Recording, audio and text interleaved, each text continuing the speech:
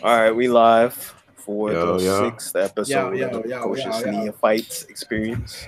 What's good with y'all? How y'all doing? Buju We free, my good, nigga. man.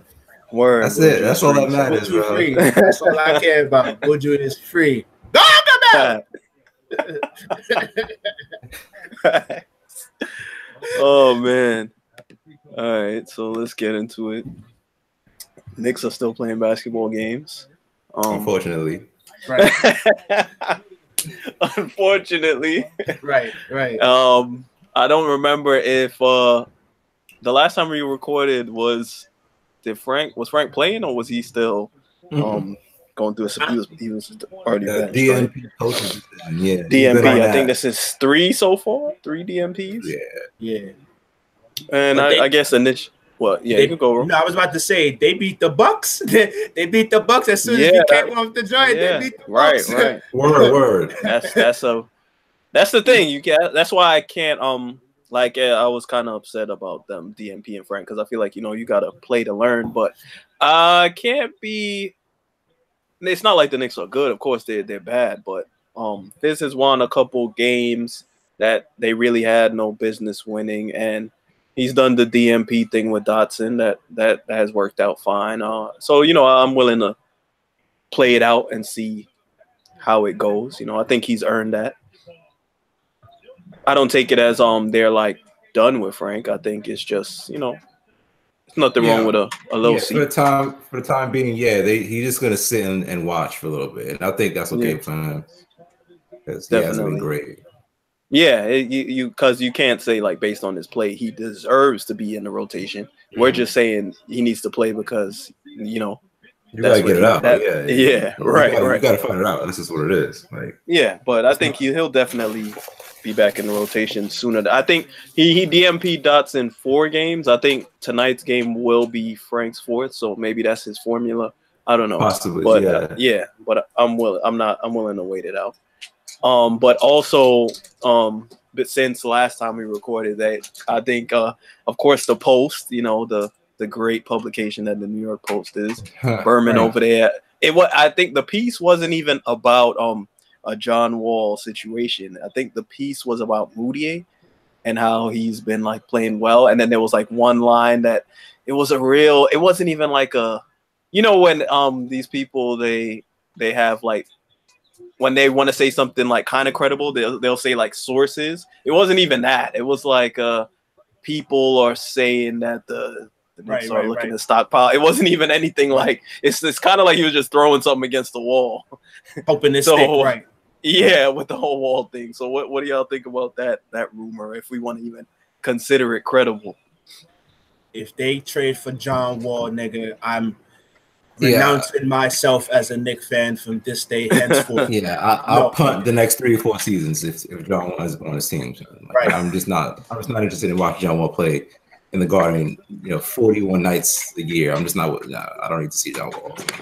I'm not interested in seeing him play the streets and play the streets of New York, play greenhouse. That's what I'm not interested in. Yeah, absolutely not, bro. Yeah, he gonna be wild mixy. Oh, he's already mixy. He gonna be a starlet losing phones and all this other stuff. 40. It's gonna get ugly, bro. I'm good. I'm going John Wall, man. That's DZ's problem. Let him stay over there, or go to the Lakers or something like that. You know what I mean? Don't bring him. I'm a Laker fan too. Chill out. Bring that fat nigga to play with Bron. I don't need to. And it's not that John Wall is some horrendous basketball player, but honestly, his contract might be like one of the worst in the game right now. Yeah, it's horrible. And the main part of his contract hasn't even started yet. Correct. I think the contract starts next year. Yeah, I think he's which is ridiculous. And then the 15% trade kicker if you trade him. Like y'all niggas is wild. And the whole it goes against like everything this new regime has said. So I'm like, why would I even look at this as credible? Unless do I think they're just gonna already like abort everything they said that they've done? They literally said they're not gonna just throw away draft picks for like bad contracts. So Berman is a troll anyway. All them cats are trolls. They just throw stuff against the wall and hope it sticks. Yeah. So I don't take this. I'm not taking this on any grain of salt or whatever. It's just not a good basketball move, and that's what it comes down to. Like you're going young, you don't want to go with John Wall now. That's gonna ruin everything. We already got 9 point guards playing. You know what I mean? Like exactly. Right. You don't need a 30-year-old point guard now that's going to be paid $170 million, whatever. Nah, you don't need that. So Berman is just doing what Berman does, and then that's it. Like, right. Much less give up like young assets for a terrible contract. Terrible contract. Yeah. Like, yeah. That's not the direction you want to go in, because then that handcuffs you for the next few years. Like, now how do you sign bigger talent? Like, how do you make a play for KD now, even if he's probably not coming here? How do you make a play for him now? Like, okay, well, you got to take a little bit less because we paid John Wall $200 million. Nah. So, no, and he's just not a fit. So I'm good. I'm good on John Wall. I'm good on Chris Berman in the post and all them. Whatever. Was it Mark Berman or Chris Berman? I don't remember. Mark Berman. Chris Berman is what? Yeah, that's the ESPN guy. Yeah. Either one of them Bermans, I'm good on them, bro.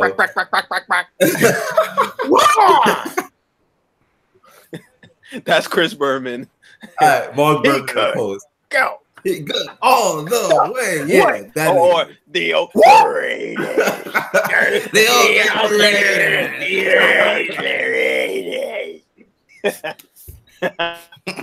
Guy, you know he did a line of coke every time before he got on there. Just like got to. Right straight to the head, bro. A line of coke and Ashley Madison accounts, nigga. All that.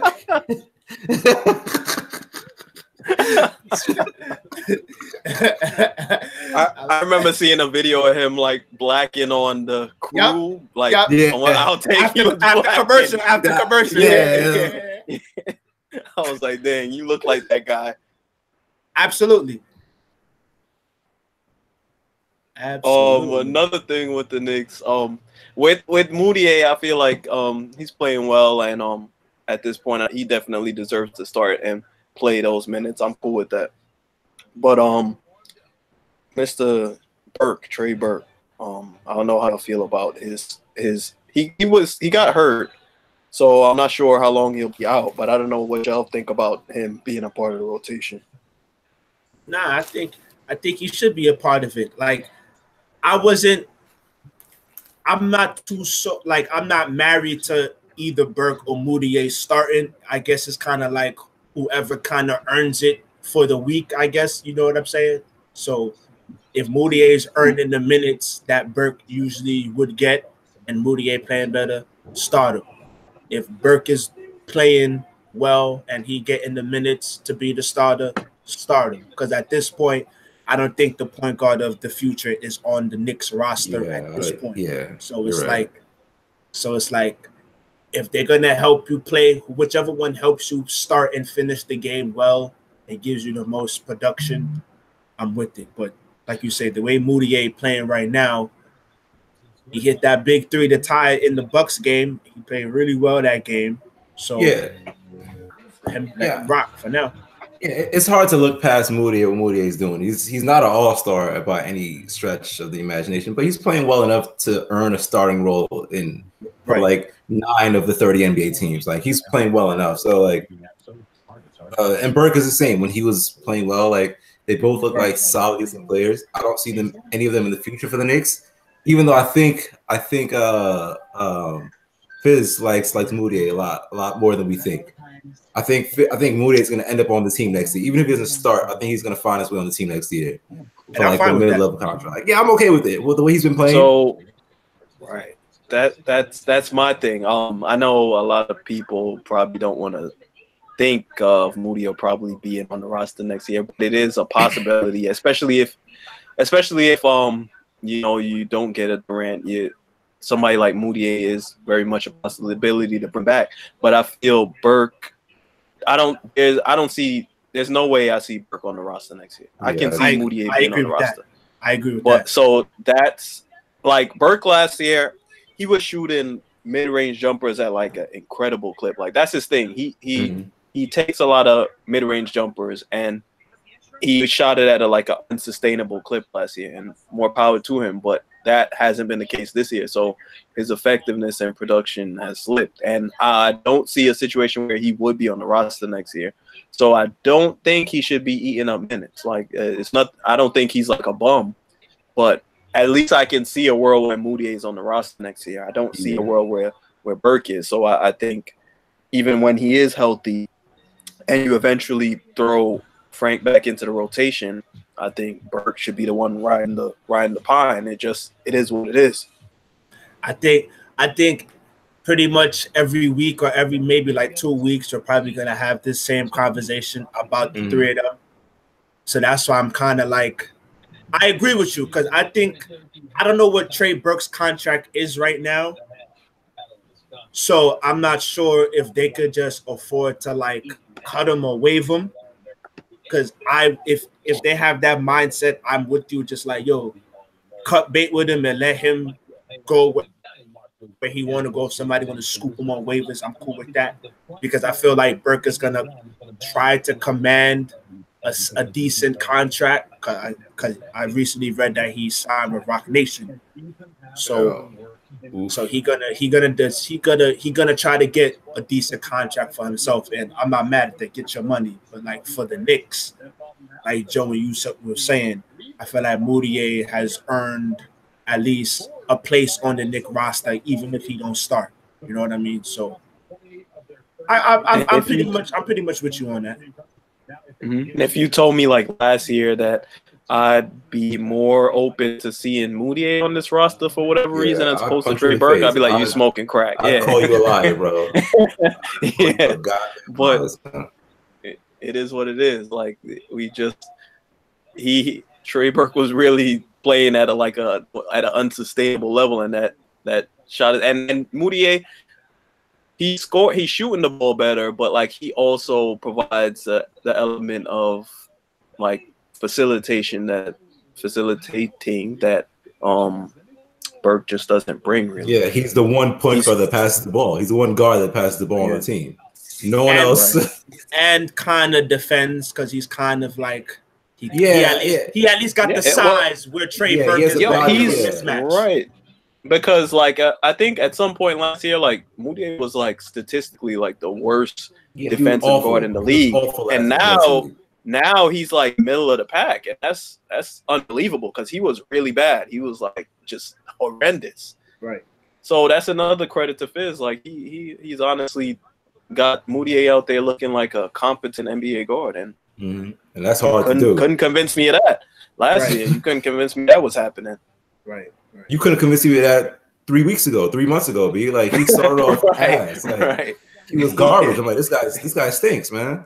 It's the great irony for New York, because I remember when KP got drafted to the Knicks. Yeah, everybody wanted Moutier. We wanted Moutier, and now we end up having both of them for some reason. Like, everybody wanted Moutier, bro. It was like, KP, who the hell is Christars or whatever? Niggas had his name all wrong and everything. Niggas got his country all wrong. The nigga from everything was wrong. Niggas thought he was Russian, bro. Like, yo, who's this Russian kid I bring on here? Yo, he's from Latvia. Like, yeah, that's in Russia, right? Like, niggas is getting that all. Yeah, that's in Russia. Yeah, it's like in Russia, right? They didn't take Moutier. Thank God. If it ended in A, it's in Russia. Thank God they didn't take Moutier. Thank God they didn't take Moutier, bro. I would have been sick. And the Knicks have to they have to figure out what they're doing with Trier. I don't think there's any chance. He had 40. Because he was on a two-way. There was 45 days he could be with the team doing team activities. So the deadline is coming up soon, like next week or soon.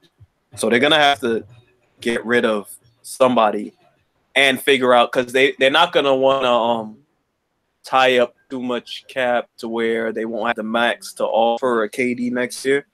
So it's gonna be a interesting situation in terms of keeping him.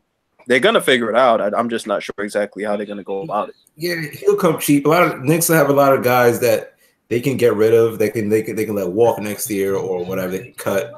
So I don't see that being an issue. It's just when they want to pay him. You know what I mean? And how much he feels like he deserves. I think that's like the worst thing with a two-way contract. It's like, well, I played, more of what I should have done. You know what I mean? Whatever. I mean, now I can demand whatever I want because now I'm damn near a free agent. You know what I mean? In the middle of the season, kind of like that. Right. But they'll find a way. He's still young-ish, so they can use that to their leverage. Like, well, you know, you turn the ball over a lot, or you know, I mean, you don't shoot that well under the rim. I mean, they can use that instead of him kind of dictating where contract talks go. Right. And I do want to see him on the team. I'm a big fan of the kid. Every team needs a fan favorite, man. Yeah, he's that kid. You know what I mean? He's that kid. There's some like Asian kid that flew like 10,000 miles to see him. You know what I mean? Like, yeah. Like that's cool. You know what I mean? I didn't ever think I'd ever see anybody flying 10,000 miles to see Alonzo Trier. You know what I mean? But it's cool. Like, it could be you, Joe. It could be you, my nigga. That's what I'm saying, man. Like, yo, put me on. Like, let me get a jump shot or two. I'll make some fans. You know what I mean? I think he'll end up like signing a deal for the rest of the season. Because I think in the perfect world, the Knicks would want to get him under maybe a 2-year contract that won't tie into anything that you can offer KD. Mm-hmm. But I think he'll want to sign a 1-year deal because he's playing and and he'll be able to like be a free agent next season and probably get a nice little payday. I think he'll be confident in what he could do for the rest of the season. Yeah, that's his perfect scenario. Like, nah, I don't need a 2-year, 3-year deal. Like, you're not going to control my contract. That's what Knicks are going to do. Like, all right, let's give you a 3-year deal, and then let's say he plays like a nigga that's going to be a superstar soon. They're like, well, we still got him for cheap. He's not going to want that. You know what I mean? I think what he's done early in the season to show that he's a proficient scorer and all that, he's going to be like, nah, like, let me get that rest of the 1-year deal, and then we'll move from here. So, because what would make sense, what the Knicks could do, but I don't think they will because it seems like they value relationships. They could just say, okay, you either take this 2-year deal or we'll just let you play out the rest of the season in the G League. And he might be like, well, I kind of have to take the deal because let's say he plays the rest of the year in the G League. He's not getting that NBA look for the rest of the season. They have his rights. He'll just be down there like rotting. And it's not as much of a, but I don't think they'll do that because they seem to be. I think they'll do right by him. I think they'll do right by him. I hope they do. Give him the 1-year deal. Yeah. And I think he's ready. I think he's garnered enough respect around the league, though. You know what I mean? So like, even if he's not getting those NBA looks in the G League, even if they do kind of do him greasy, and he goes back down to the G League for the next 6 months or whatever it is, he goes back down to hell. I think around the league, he's kind of made enough of a name for himself where they could be like, okay, well, there's gonna be a team or two that's gonna be like, okay, let's take a look at him. You know what I mean? Let's see what he can do for us instead of just being an up and down Knicks bad team where he can take like 1,000,000 shots. That's what he's doing now. Like, right. He takes 1,000,000 shots. So like, you can't really place him into a system yet because we don't really know what the Knicks system is right now. It's just like, well, everybody's terrible. You can dribble, you can shoot. So take 15, 18 shots a game. Right. And then be that nigga for us, you know what I mean? Yeah. Right. It's tough. Yeah, it's tough to have a read on exactly what he can be for a good team. Yeah, for a good team, but I think they'll figure it out, and we'll see. Hopefully, he's a part of the next future, but we'll see. Yeah, I want him to be, so we're rooting for the kid. Yeah. So, the talk of the NBA this week has been that Rick Bucher report with Bleacher Report about why people don't want to play with LeBron. And one of the most inflammatory quotes in it was from Mr. Kevin Durant. Always Kevin Durant, bro.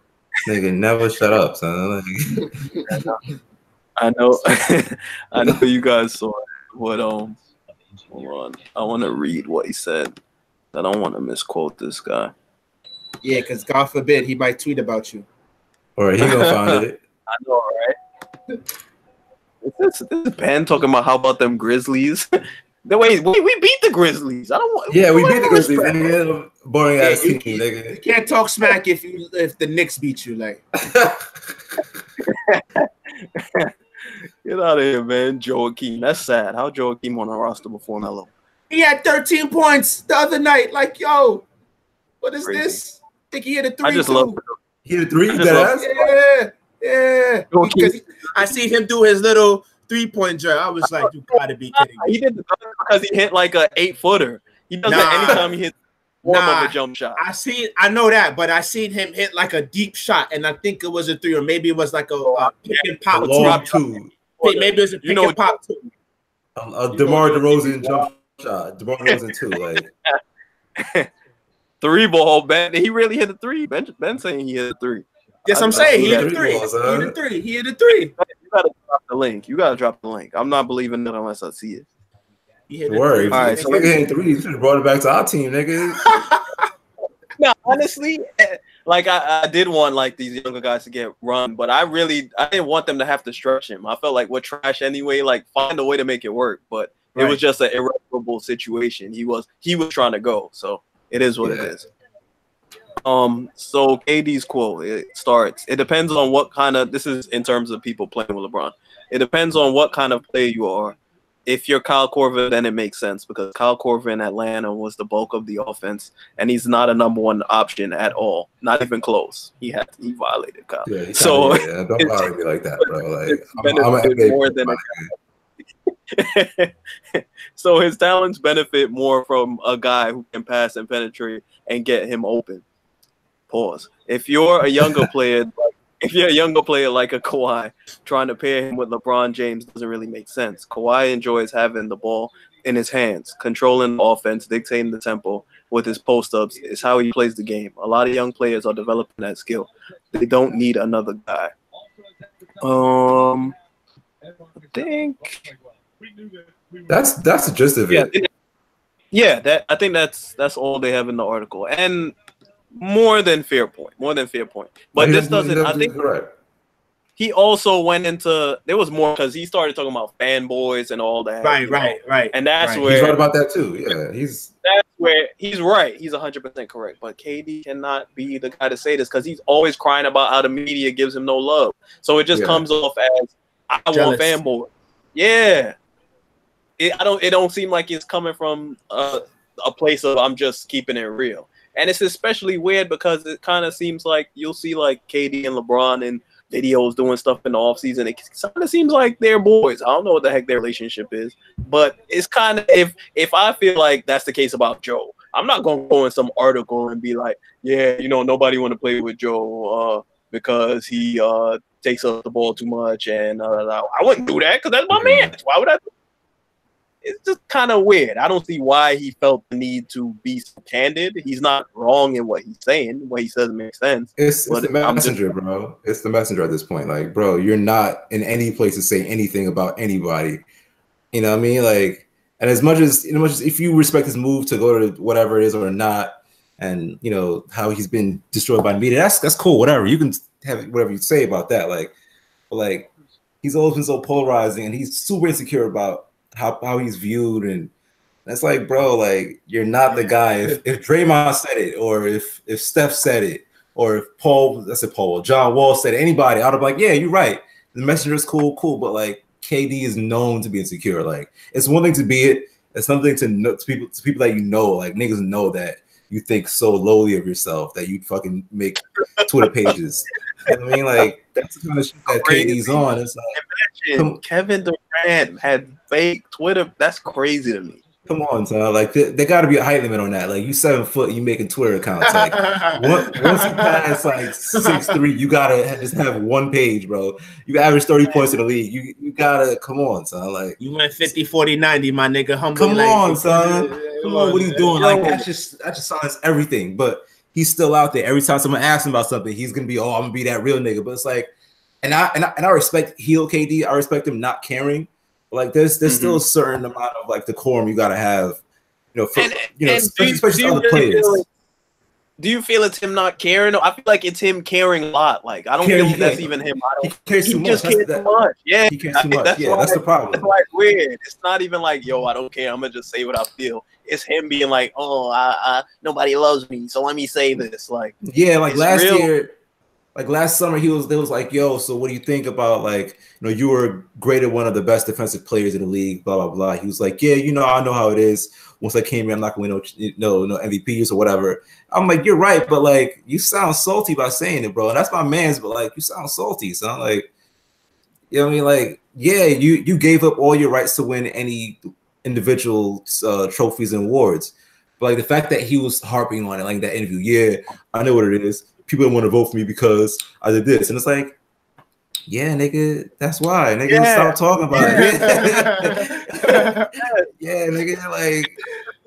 That's exactly how I expected it. When LeBron made the decision, that's fully what I expected. I was like, dang, LeBron ain't gonna win no more MVPs.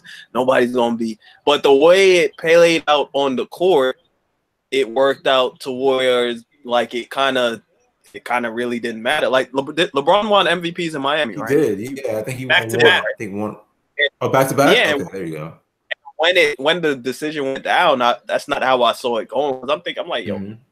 He's going with D Wade, Bosh. Like, it's just not going to be. But he still showed himself to be LeBron. And I feel like KD is still showing himself to be KD. And he's still the cream rising above the crop. But he hasn't gotten that.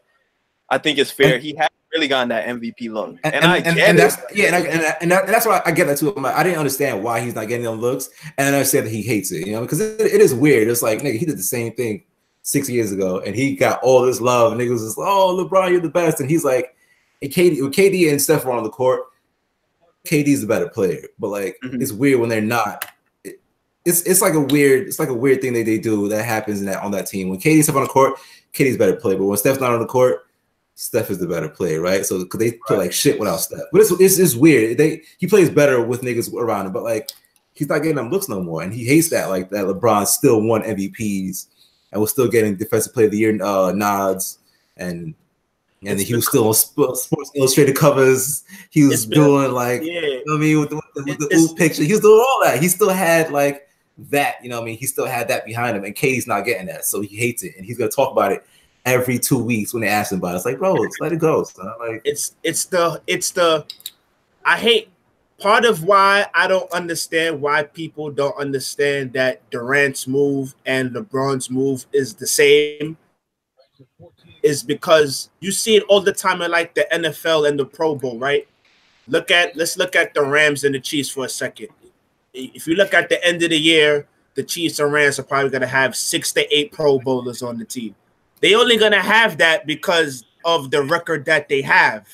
So if you look at Golden State and the All-Stars, any other year, Draymond Green is not making an All-Star. Yeah, he's not an All-Star. He's not an All-Star ever. And every other year, Klay Thompson is probably alternating with someone else. But because it's like they have the best record in the league every year, it just makes sense. Okay, send 4 All-Stars because they're the guys who are leading the team. Yeah, you remember when Detroit sent 4 All-Stars? Tayshaun Princeton fucking All-Star game. Are you kidding me, son? Oh, right.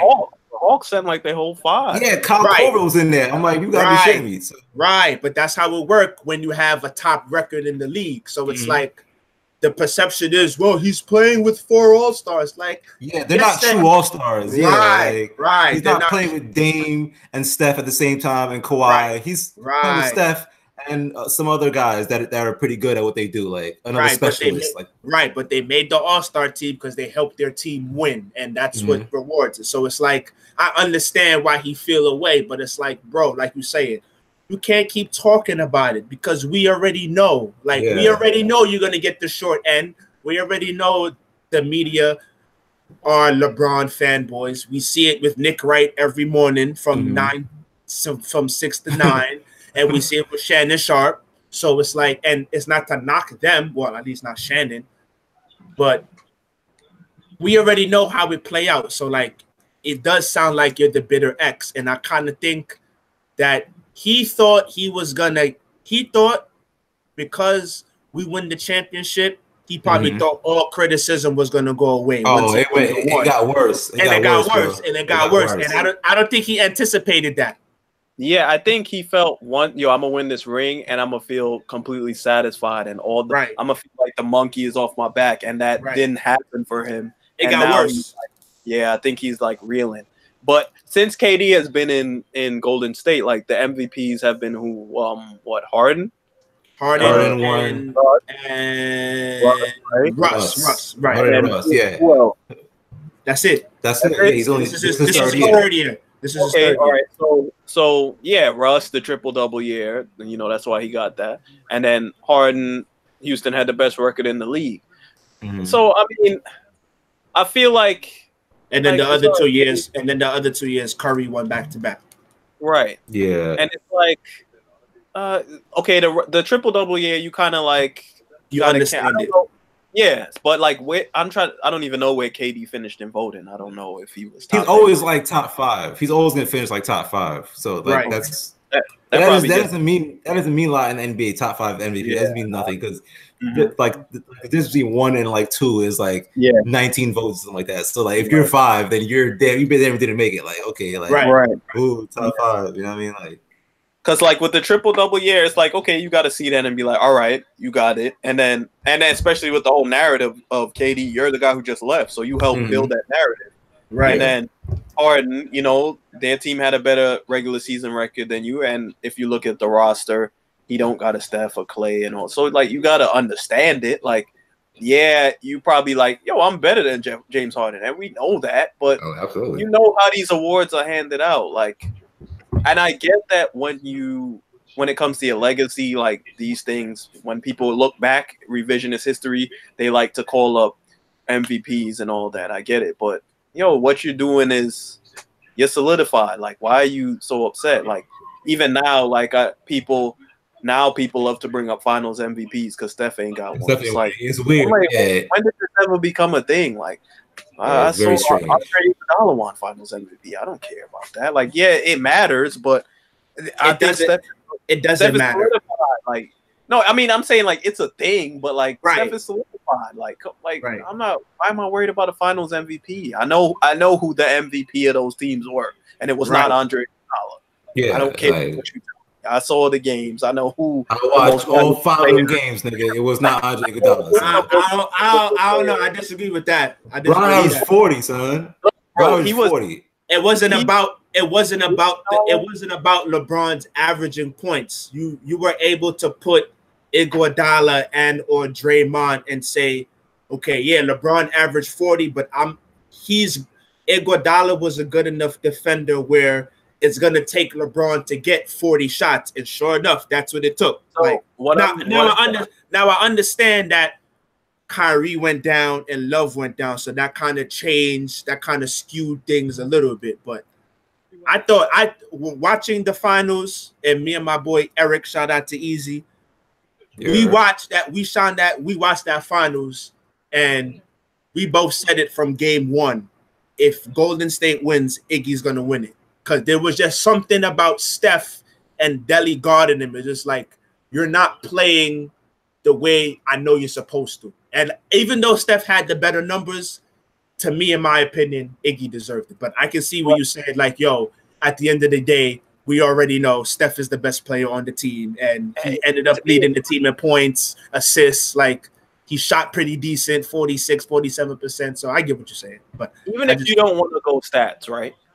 Let's say forget the numbers, because Steph is gonna have the more aesthetically pleasing numbers. All right. But who is more valuable to this team? Andre Iguodala is not more valuable than Steph Curry to this team. I don't care what he's doing. And like, if any player, if I'm following you, if you're not Shaquille O'Neal and I'm following you, sending you to the line, saying please hit us a free throw, and you can't hit a free throw, there's no way you're gonna be more valuable than Steph. If that team played the Cavs without Steph, as opposed to without Andre Iguodala, it was 4-1, bro. So I don't care. Yeah, he was the X factor to me, sure, but that's why he won it. That's why he won it. I understand why they gave it to him, but I feel like there should be a we should be able to distinguish between who's the X factor here, like who is the guy who puts you over the top and who is most valuable here. Yeah, who brings more to your team, and it's Steph. But that's what I'm saying. If you remember that finals, Steph was putting up numbers, but they didn't really have impact. Like, no, but not even the numbers, but the fact that you have to defend Steph, the fact that however they're choosing to guard him, because it's not. Yeah, Deli did a good job, but it ain't just Dellavedova just like yo, I put me in front of understand. Steph. Like their whole offense changes when Steph Curry's on the. Understand, but it wasn't. Steph averaged like 27. We talk about Deladova like he's Gary Payton. Steph again, that nigga. Like again, Iguodala was guarding LeBron. LeBron ended up averaging like 30. But the point was, double, you know what I mean? Like right, he would. But the basis was, I can now put Iguodala on you solo. And if you look at the guarding numbers, even though I'm not really a big fan, I can see it. But you look at it, it's like this nigga LeBron really shot like 30% or less when Iggy guarded him. Like this nigga made him work extremely hard to get bucket. And that kind of and that changed how both teams play. Because even if Dellavedova is guarding Steph well, and Steph is going to get his, as long as LeBron works extremely hard for his bucket, Cleveland is shut down, because now I can sit home on everybody else, because now there's no Kyrie, there's no Love. Iggy did his job to change the finals MVP. I can see it. It made sense to me. Though, if the Cavs won, it's not like we would be like, maybe Delly should be MVP. Right. You're right. No, you're right. You're right. Yeah. You're right. And granted, Iggy's numbers, of course, he put up way better numbers than Delly. But it's like, and I understand, okay, why he got it, but I just don't agree with it fundamentally, because I feel like at the end of the day, like, you're not confusing anybody. Like, we know who the most valuable person on this team is. Yes, we saw what Iguodala did with LeBron, but we know at the end of the day, this guy is the most valuable. But that's always been a thing with the NBA. Like, even with the regular season MVP, it's never really the most valuable player, because it's not. I don't think they ever really want to be super in depth with it. It's like they kind of cop out to the like, okay, this guy had a really good season and he was on the best team. Like, the rubric changes damn every year. It changes every year, right? It changes every year. It's not standard. It's not really. It's not nuanced enough for me. But I mean, it is what it is. I've accepted what the NBA MVP is, and it is what it is. But like, to get back to Durant, it's just like, one of the main reasons why it rings hollow is because at the end of the day, Kevin Durant would 100% be the guy to go to the Lakers. And then it's like, okay, you just said all of that, and then go to the Lakers. Like, what are you talking about? I can't see it. I don't see that. I don't see it, but he would be the one to go to the Lakers. That's, you know what I mean? I would be completely floored, honestly. But like his character, or him, like the kind of guy he is. Yeah, the kind of guy he is. Yeah. But like, now I just don't see it. I think he enjoys beating Bron. I think he enjoys that. Like, he's better than him. I'm gonna cook this nigga. I'm gonna give him 47 points and 13 rebounds. Like, and people are gonna see it. You know what I mean? Like, he loved that the opportunity. Like, niggas gonna see me cook this nigga, and they're gonna say I'm better than him. You know what I mean? He's better than him, and I think the reason why I say that is because when he was in Oklahoma City, even though LeBron had the championships at that point, and LeBron kind of had this mystique that Durant didn't come into the league with, you can see, this nigga Durant is a savage. Like, you can tell. He's a 7-footer who could shoot, and then he had the 50, 40, 90 seasons. It's like, damn, it's like, this guy is really talented. But he never had the championship to validate it. And then at some points, he didn't have the team to validate it. So every time LeBron and Durant played, LeBron always going to get the better of him. So him going to Golden State was like, all right, y'all see I'm better than him. But then it's like, look who you playing with. So the quote unquote, look who you playing with. They won 73-9. So it's like, it's a lot of hollow, lazy arguments, but because we in that age, it's like, it's repetitive so many times. So it's like, it bothers him. But I think he has to go to a team that, I don't want to say the Knicks, but he has to just go to a team. Yeah, the Knicks would be the type of team to go to, that he should go to. Like, like young core building, he would kind of bring him over the top, like, and then that would be kind of it. But like, it would be this kind of. The whole, like, breaking the 40-something year drought, like, that's the legacy move, honestly. Right. But I don't think he's built for all that. I don't think he's doing that. Yeah. No, I actually think he's built for it. I just don't see him doing it. Bro, this guy they put one destroy him. Yeah, they put one bad headline to him in OKC, and he was like, he left, bro. He bailed, son. Like this nigga dipped. He's like, yo, I'm not staying here. These niggas don't like me, son. He's gonna get that shit every day for the post. I think he'd rather that. Well, maybe I'm projecting my personality onto him, but I'd see it.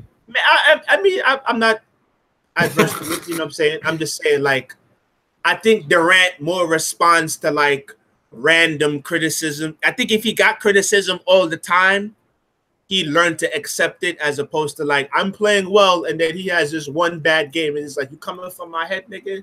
That's when I see him reacting more to stuff, more than like consistent praise or adulation either way. Because he gets praise. It's not like you get praise all the time. Mm-hmm. But like the minute one person says something bad about you, you go on these random tweets and, you know, it's F you media, blot, F you this guy, F you that. You want to come at everybody. You know what I mean? So I don't know. But I think he kind of fell victim to what OKC is. That organization, they're real tight-lipped and strict, and like they got clamps on what the media is doing out there. Whereas Knicks headlines are gonna fly, but in OKC, I think that's the thing. It was like completely foreign for him to see a local paper, like ripping him to shreds, like rip him, right. That probably never happened in his career. So like you're gonna be sensitive towards it. Whereas Melo would have a bad headline like every week, so he's just like every other week. Yeah, it kind of rolls off him. Yeah, right. That's why I say I think he'd handle that more than like let's say he was to go to Milwaukee. Let's just say he would feel some type of way that the Bucks are throwing shade at me or ripping me in a publication. Like, I came here and I made y'all the Bucks. Like, now I made y'all contenders as opposed to the Knicks. Like, he'd expect them to like grovel, but he knows what comes with it at the same time too. Mm-hmm. So you know what I mean? So yeah, you get immortality by being here. You don't get that shit in fucking Milwaukee. And Oklahoma City. It's like, okay, like y'all like, I'm the reason why you guys are the way you are. Like, if you wasn't the Lakers or the Heat or the Knicks or the Celtics, any one of those bigger franchises, it's like, Bulls. Okay, Bulls, yeah, like you see it, it's like, okay, well, I'm just gonna fit in because this is what happens here. Like, this is right. Off the court, like, That's why I say I think he'd come to New York. Ben, y'all want him on the Knicks so bad it's gonna hurt when he go to Orlando. You know, Orlando. Clippers is weird enough because it's like, the Clippers are still, at the end of the day, the Clippers are still gonna be like second-rate citizens in LA. But I get it, if you want to live in LA, you don't want to play with LeBron. Yeah, I mean, I guess, but it's like, who wants to play for the Clippers? But people, like, I think. Whatever they build, like, people love Steve Ballmer. Like, he's apparently like a really good owner, so maybe that's a draw. Yeah, and you working for a guy who's I don't see it either. But everybody that says they want to go to the Clippers, it's a smokescreen, bro. There's nothing there, bro. Like Kawhi said it, but you gotta remember, Jerry West is on the Clippers now. Jerry West the guard. Jerry West the guard. You're right. Jerry West the guard. They got a nice situation over there, but I don't know if he's everywhere Jerry West has went, they've won a championship. I just don't see it with the Clippers this year or next year or the next 10 years. It's gonna be that. What do y'all think he does, like, for next season? Even if you want to say if he does like a 1 year or 2 year deal or something. No, I think KD. I think his next destination is going to be his like last destination. I don't think he's gonna do a 1 year deal here or a 2 year deal here and then opt out, go somewhere else. I don't think he's built for that. I don't think he likes that criticism that comes with that kind of stuff. Anywhere he goes. Well, I don't know. Yeah, since he's getting the whole Draymond thing because he's not locked into a long year deal, I don't know if that'll affect his decision. But I could see him, even if he goes on a 1 or 2 year deal, he'd still, even if he plans to re-up, because they want to keep their options open and get more money, and he might bet on himself. But where do y'all think he's gonna end up? I have no idea. I don't know. I really don't know at this point. No idea. I got no clue. I thought the Lakers at first, just because of his person, be the one to talk all this smack, and then he's going to the Lakers. But I'm starting to not see that now. And yeah, I don't know. I once thought he would stay in Golden State because it just like it makes sense. Like you have a great team around you. Forget what everybody's saying. You got everything you want. Even if they can't resign Draymond and Clay, they can get a replacement for Clay's production, approximate. Like, you know what I mean? Like they can get the approximate production from him. And he'll still be playing with Steph for the next 6 to 7 years. You know what I mean? Like, right. But now that this whole Draymond thing, and he's wild hypersensitive, and I think he does want to have it be known that, okay, I went to my own team to win, whatever that means. I don't know. I honestly think he stays in Golden State. I think they get rid of Draymond. I think if they gotta make a choice, obviously. I think they're gonna be like, yo, KD, we'll give you the super max or whatever the fuck that is. And then they get rid of Draymond. Or like they were saying about the Clippers, I was thinking about like the Amari Stoudemire situation where he was the first guy to come to the Knicks. Like it would take like a Herculean effort for like KD to go there, and then now bring guys to the Clippers. That's a big deal. Like if you go to the Clippers and it's like, what the hell are you doing there? And then now other cats are signing. You know, they sign. Who plays point guard for the Clippers right now? Who's there? It's a mixture of Shai Gilgeous-Alexander and okay, all right, yeah, okay. I think Pat Bev starts. I think. Yeah, I think either way. I think if for his like if you're talking about a legacy move, Clippers, either the Clippers or the Knicks, yeah, because the Clippers he's gonna be Brooklyn, maybe even Brooklyn. Okay, yeah, Brooklyn's not a bad spot either because that's not a bad spot for him either. I'll be so tight if he went to. I'll be pissed if he goes to Brooklyn. I'll be pissed. Like, bro, you could have came up the street, bro. Get on the 3 train. Come to. That's the one thing that would. You know what I mean? I'll be upset if he went to Brooklyn. Yeah, I'd be pissed. I'd end up going to a few of their games, but like I'd be tight. Like, I'll be upset, bro. But yeah, like the legacy moves would be like the Clippers. You know what I mean? He's gonna be that first guy, the Amari Stoudemire guy. Because Amari Stoudemire goes to the Garden now, and niggas love him. So like, he was stinky for us for his last like 2 years. But when he came, bro, he gave it up. That's what I'm saying. He only needed 35 games to be now a god in New York because he's that first guy. So yeah, like okay, he was dogging. They were like the 6. They were 500, bro. They were a run of the mill team. So they were 25-25 when they traded for Melo. He was playing well. He's averaging 22 and like 8. Nah, he was averaging like 26, 27. Crown him. He was in the MVP conversation. But like he was in the MVP conversation. Games. He was in the MVP conversation. Yeah, for 15 games. Yeah, like it's. You know what I mean? Yeah, like yeah, Colin Sexton was in the MVP conversation for a little bit. You know what I mean? Started off the season, it was like, oh, he in the MVP conversation. And that went down the drain. Yeah, that's it. But you see it though. You see what kind of move that was for him. Like, Amari Stoudemire comes to New York. He shows up at the Garden. They give him front row seats. He don't got to pay for his tickets. They give him front row seats. Halftime, he stands up, waves to the crowd. Niggas screaming his name. They treat Amari better than Oakley and Ewing combined, dogs. So he don't got to do nothing because he was that first guy. You know what I mean? Like he was that first guy. He's the one that.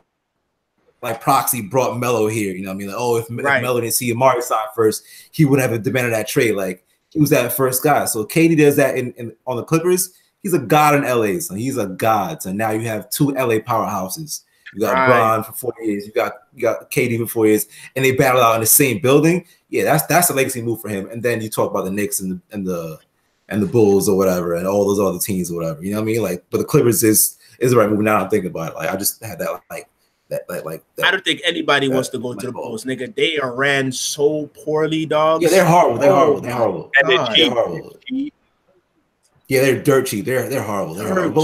But like those bigger cities was what I meant. Like, you know what I mean? Yeah, like, I know what you mean. Rather than him going to Milwaukee and DC and stuff like that. Like, at the end of the day, it's always funny to hear fans of Shout out to Ben, the fucking Memphis Grizzlies. Nobody wants to go there. Like at the end of the day, no one wants to go to the Grizzlies. Niggas is nice. Yeah. No, nigga, no one wants to go to the Grizzlies, bro. Like this ain't the WWE or TNA, nigga. Like no one's going to make a name for themselves. You don't have to go there. Or the Memphis Grizzlies, like I mean, niggas, wrong. you know the markets, like you know the markets. Nobody's going to the play for the Hawks. Like it's a great city. And it's cheap cost of living, and no one is going to the Hawks because it's the Hawks. Like they're perpetual losers. Be nice. Nah, I gotta call it like it is, dog. You don't have to go there. Nigga. You're not wrong. You didn't have to say it. I guess it's like the red, the messenger. It comes from the messenger, right? The messenger. Right? I get it. KD trying to go to Hollywood and do that Airbud too.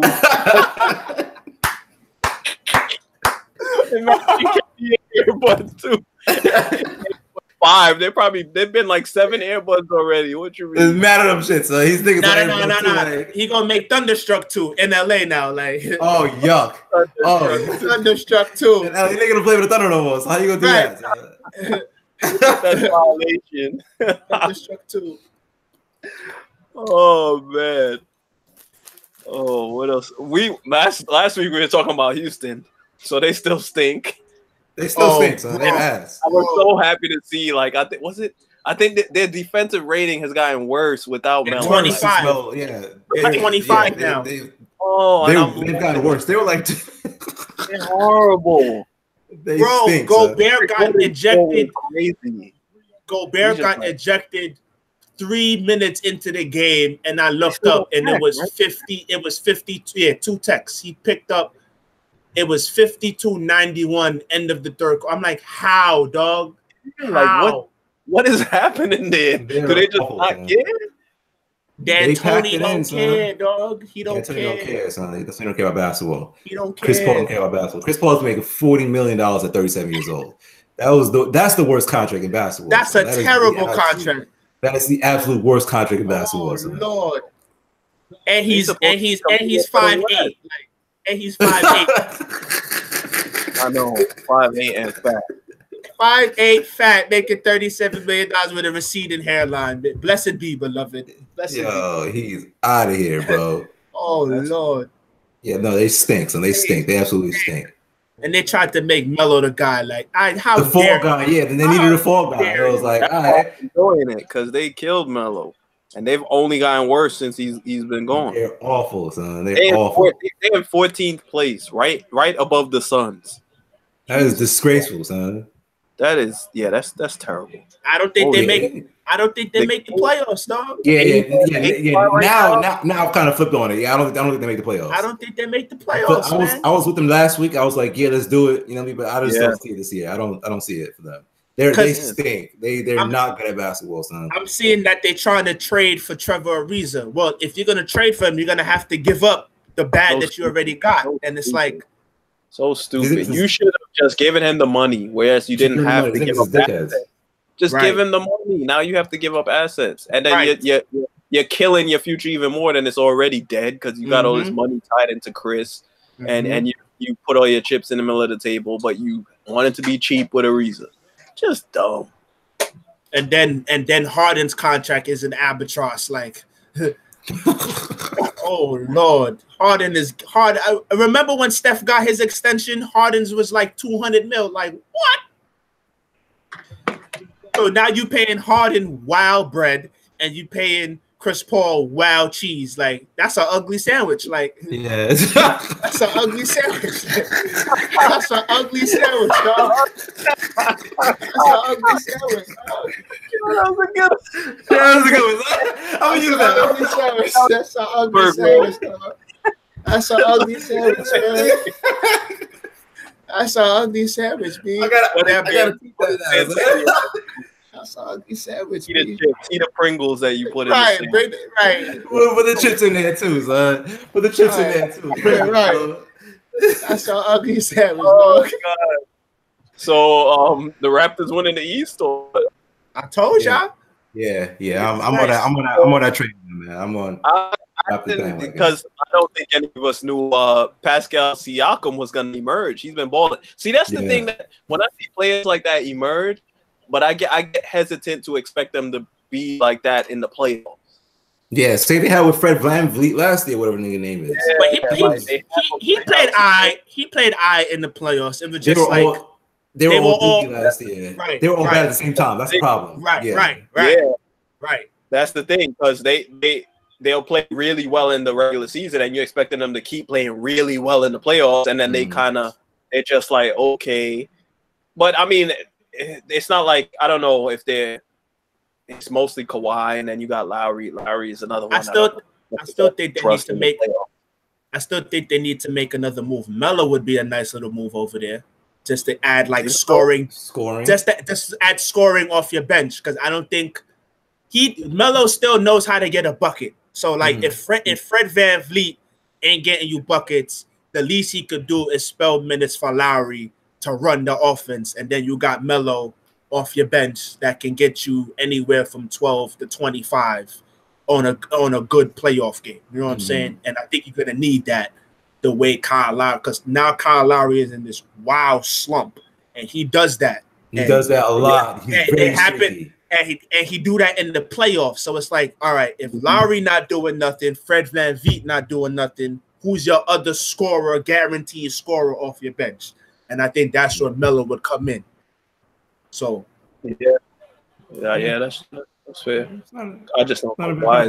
I don't see. They might not do it, but if I'm Toronto, I'd keep that in mind. Like, let's get Melo back in the East. Let's load up solid players as much as possible. Because I think if Toronto make a run to the East and they get to the finals, they might not beat Golden State, but they played them very well. They'll play them very well. And if you can steal a game in Golden State, that changes a lot of things. Yeah. But you know what's crazy? Like, we talk about Golden State now, but we haven't seen DeMarcus Cousins yet. Like, we say all this stuff now. Oh, Golden State's been this, they've been that. But it's like they still have a superstar that's coming in February. Like, they knows it's coming again, nigga. Like, that's what DeMarcus Cousins is. Like, that nigga's gonna pull up, and then he's gonna start off slow, and then playoff time gonna come around. They're gonna slow the game down, and he's gonna have like 7 straight post-ups. 7 straight, and he's gonna give you 14 points on 7 straight possessions, and then you can be like, oh, this shit is over. Like, this is a wrap, bro. Like, that's what's gonna happen. So like, we talk about them now. We talk about them now. Like, oh yeah, they played them well. Milwaukee did this to them. Right. Did this. Oh, Houston does this. But it's like, you still gotta worry about the nigga that's gonna slow the game down now and hit a 3 every now and then. Right. And getting your big man's face and might dunk on your man's and get 9 straight post-ups. You know what I mean? That's on a high post.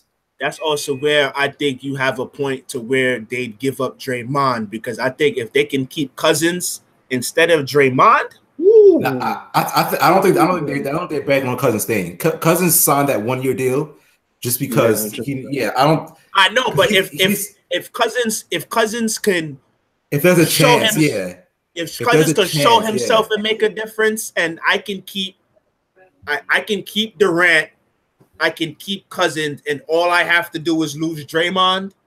I think Golden State. If I would choose 3 of them, it'd be Steph, KD, and Cousins, and I'd give up Clay and Draymond in a heartbeat. Like, I appreciate it, man. We can find another shooter.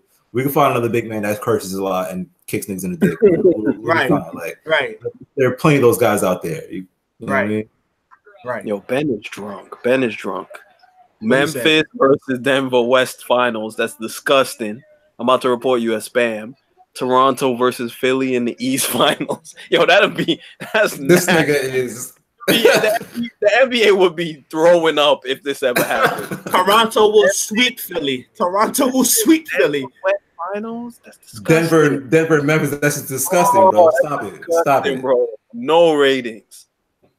That's gonna be San Antonio and Detroit a few years ago when the final score was like 75 to 69. Like, no one wants to see a weed versus country music rock and roll Hall of Fame NBA final. Like, I want to see this shit, man. Right. Nobody wants to see that. But speaking of Philly, because when we was on last time, because Fultz got a diagnosis. He got diagnosed with thoracic outlet syndrome. I said it. Yeah, you did. Like, You did. this nerve damage. That shit is fucked it up, had man. to be. Like people kept saying it's just mental. Nah, it that arm had is to be dead, something. bro. Philly's doctors are awful, son. They gotta Yeah, fire everybody. right. You just gotta trust they the do process, that? bro. You just gotta. How do you miss that? How do you miss nerve damage? Like you see him practice every day. You gotta be like, there's something wrong with that nigga's shoulder. But let's shoot through it. Like, bro, I don't think they missed. bro. I don't think they missed it. I think they rushed. I think they knew, and they rushed it, and then they made it worse by rushing But it. that's weird because they never have. They let Ben sit out a whole year, and they let Embiid sit till he was ready. That's not really like on brand for them. That's not on brand for them. Yeah, but I think it's. But it goes back to what I be arguing with Corey and a lot of Sixer fans. That wasn't your plan to do that. So now it happened like a fifth draft in a row. You have to do something to change it. So they rushed it to change the narrative, and then you ended up making it worse because now you might trade him. He might not play, and his career might be over before it even gets started. He's never playing with Philly again. He's never wearing that jersey again. Never. And I can't blame him. I can't blame him. Yeah, they violated him, son. They violated. He has to go to a lawyer, son. Like his lawyer was like, "Yo, you're done, son." Like, imagine pursuing legal action against a basketball team because they force you to play basketball, son. Right. He's never going back, son. He's never going back. That's what I think. That's what I think happened with his shoulder. I never thought it was mental because you played in college, you were fine. Like he was fine, son. He was fine. Like. And because it's nerve damage, son. You just gotta look at the picks. Noel got hurt, Embiid got hurt, Simmons got hurt, Foles gets hurt. All that trust the process crap. You don't plan for your lottery pick to get hurt and sit out a year to then have to go in the draft again to pick up another guy to get hurt. Like that's not a plan. You don't plan for that. Yeah, that's just that's bad scouting at that point. That's it, right? So anybody who watches this who's a Philly fan, you're an idiot. Like no one plans for that. Like no one plans for that. Stop. You're not gonna convince me otherwise. So stop trying to convince us and everybody who has common sense that trust the process. That was the plan. No, nigga, that's stupid. Stop it. Who you fooling? Stop it. Stop. I just don't even understand. Like the whole time I was like, why is he playing? Like something is clearly physically wrong. Why are they playing? He just wasn't right, son. They forced him in there. They did him dirty. They did him dirty, son. Like that shoulder's not right, bro.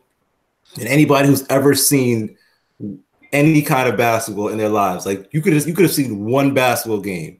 You could have just been that one naive nigga. To see one basketball game in your life, you could have seen Markelle Fultz play. Like that's not it. That can't be what basketball looks like. And Philly was like, "Nah, he's good. He's good. You're just gonna play through it." And it's like, "Yo, like there's something wrong." No. The process. He's good. Don't worry about him. And it's like, "Yo, he's not good, son." Like at one point, he's like throwing a basketball between his hands. Are you kidding me, son? Come on, man. Are you kidding me? Free throw line. At the free throw line. I looked at it. I'm like, "Is this a joke, son? Like, is this a joke? Like, are you like, yo?" What are y'all doing over there? They keep juggling at the free throw line. Like, come on, bro. This is a literal clown show. So this is a circus, bro. Like, yo, please sit him down. He's not ready to play. And they kept on trotting him out there. Every time he made a free throw, they clapping. Yeah. Like, yo, son, he can play basketball. So you don't got to clap for this nigga when he makes free throw.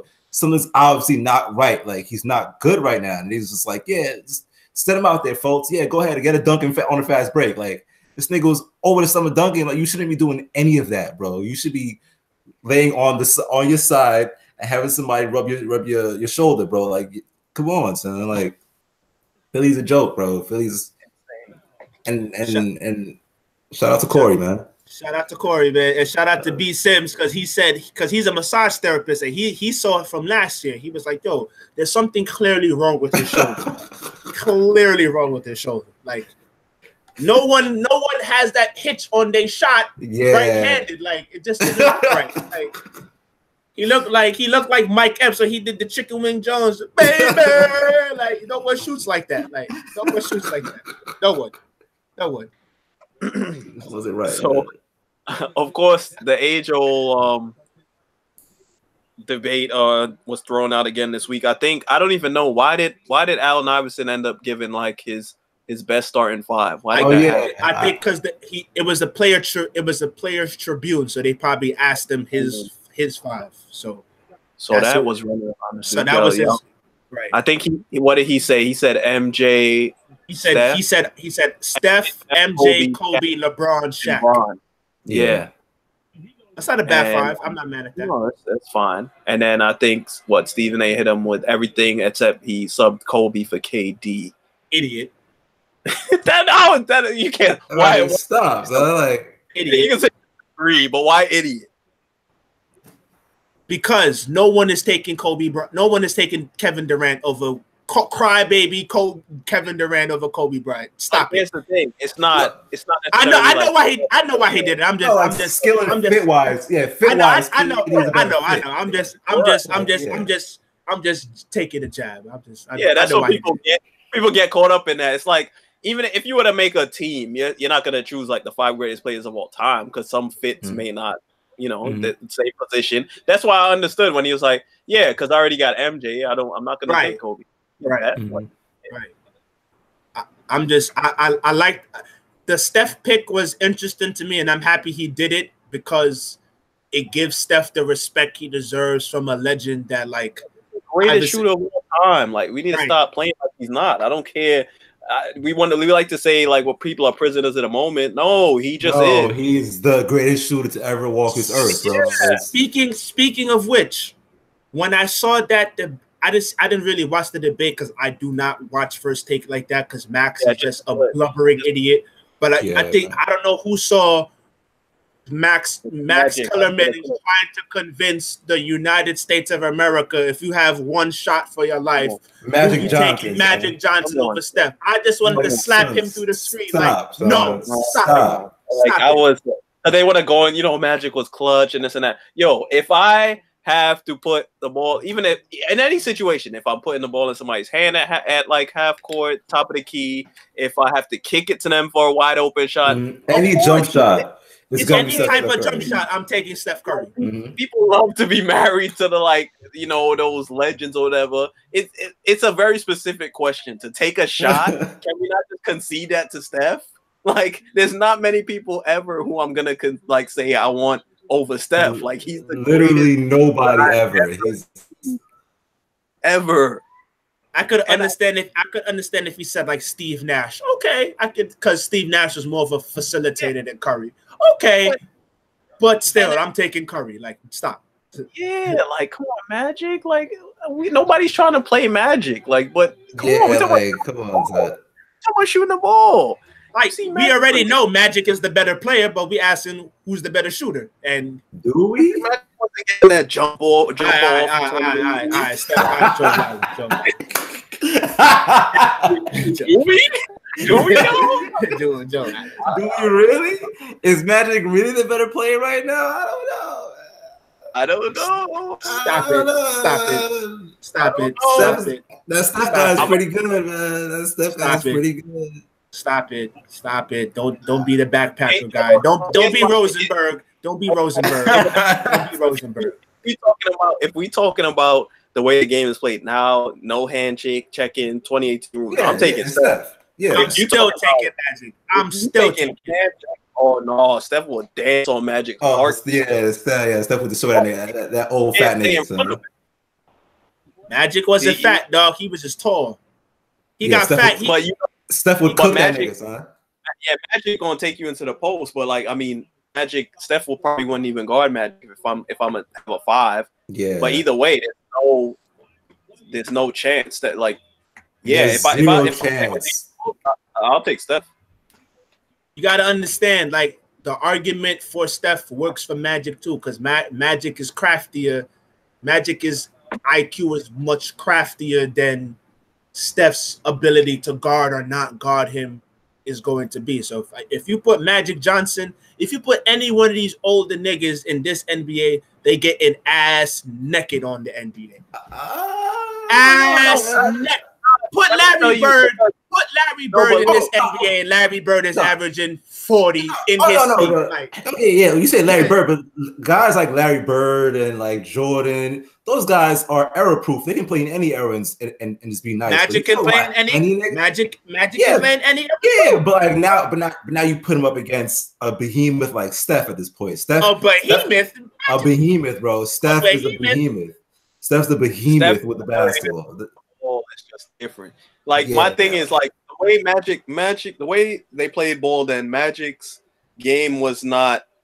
I'm not trying to disparage Magic's handle, but you're playing the game like this. Like, you know, you can't, because now you're playing the game like this, like, because you could go straight ahead. You can't hand check me. Whereas Magic's coming up the court, he's back to the basket. He's not gonna like just break you down off the dribble. Like Steph will embarrass you if you stand in front of him like this. Kyrie will embarrass you. But you also gotta assume that Magic would have today's type of handle. No, I'm not doing that. I'm saying like just Magic playing in just today's take Magic Johnson and take Steph and put in that era. Okay, fair. If he grew up in this era, then that's a totally different story, because he probably would have had to handle. Only guys like Isaiah had a 6'9". Isaiah had a handle that could translate to today, but like Magic didn't have to. He didn't have to hone that skill to the level to where they have it now. Like that's true, because he was 6'9". Yeah, 6'9" and 230 pounds. Yeah, I'm not sure that, like, because you see Ben Simmons with his size, like KD, those guys, they have like legit handle. I'm not trying to destroy Magic's handle, but it wasn't tailored to the way you play the game today. He didn't have to have all these bang, bang, bang, bang. It was just, you know, you coming down court, half court, you have your back to the basket, you plotting it out. He used his size to look over everything. He was built for his era. I don't know how well his handle would translate to today. I think it would be good enough. Like, it might not be Steph or whatever, but I think it'd be good enough. No, Magic would absolutely be fantastic. Yeah, in this era, but if I have to take a player to play today's game, I'm gonna take Steph. Yeah, that wasn't the argument. Joe Sway looked at me crazy when I said Magic is better than Curry. Like, that's not even. No. You said we all know, and I said, do we? Like, do we know? Like, you should know. You should know. You should know. There's a legit argument that Steph might be a better player. Stop. Now Magic meant more to his time. I think Magic and Bird and all them cats meant more to the 80s than Steph means now. But as a purely basketball technical standpoint, Magic Johnson is better than Steph Curry. Stop. You can put Steph Curry in 85 and he cooked niggas, man. He cooked them old slow niggas. We're not debating that. We just talk about who the better player is. Magic is better than Curry because Magic is better than Curry. And I'm not debating that. I think they both have their merits. I think there's debate. I think there's actually, like, you can be like, okay, well, someone who's much better at watching basketball, much better first at watching the game than I am, they can make an argument for that. I wouldn't, it's whatever now. I don't really care about who's better. I think Magic has his thing and Steph has his thing, but like, it's not like cut and dry. Like Magic is better 100%. I just don't think I don't think it's that easy, man. Shit is cut and dry. Magic better than that easy, bro. I don't think it's that easy, man. It's so tough because, like, if I were to put Magic in today's era, I could see where he could struggle. If I put Steph in that era, I could see where he would struggle. It's like a give and take. Like, but you know what's funny? Right. Steph would struggle the same place he struggles now in defensive end. He destroyed them. He destroyed those old ass, slow ass guards. He would destroy Mitch Richmond and fucking Bart Price. Yeah, but the game was also more physical, so it kind of goes back. I do worry about take a hand check him, like what that would do. Because Shaq, not to cut you off, but I seen an interview that Shaq did with Chris Broussard, and he was like, he not really advocating violence, but it's like, I agree with him. The way the game was played back then, yeah, you're not trying to intentionally hurt the nigga, but if you see Steph Curry warming up, Shaq said he used to tell Kobe and like B. Shaw and the rest of them, send them baseline, and Shaq gonna give you an elbow, or Shaq gonna like hard foul you. Yeah, Steph is the type to make a business decision because he already does it now with less contact. No, you're right. You're absolutely right. So it's like if you send him in that era, the minute he hits maybe 2-3 threes in a row, he ain't doing all that hot dog and shit like that. They putting him on his ass in the seat, and it's a wrap for that.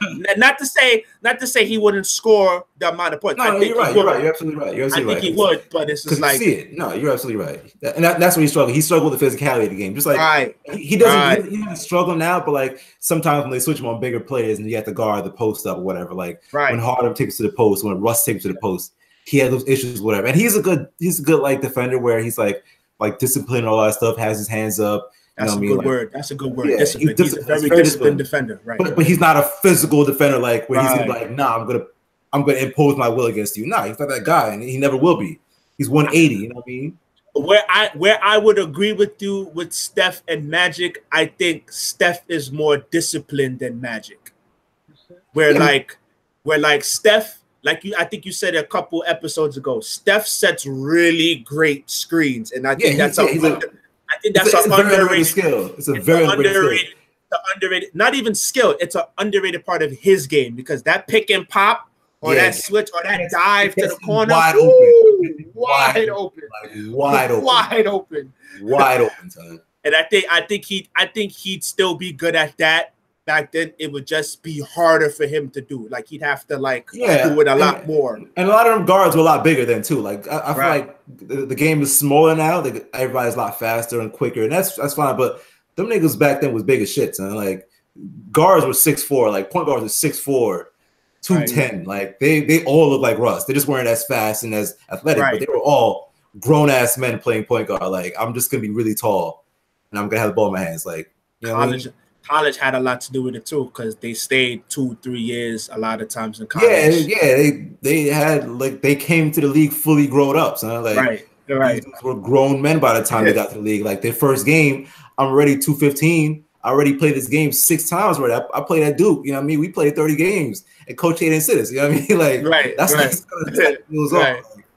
But yeah, I mean, I see both ways. I still like Magic. I still love that boy, man. I just don't think it's that easy to call it like that is like because the eras are different. Same thing with like when people talk about Bron and Jordan and Kobe and Jordan and all that stuff. The eras are so different, bro. You can't really like trying to place people in this era and you play this era and you switch here and that's damn near impossible because you're doing too much. It's a lot of variables that come to play and I mean it is what it is. You know what I mean? Either way, you have two great guys and whatever. Both can play in either era and. That's fair, bro.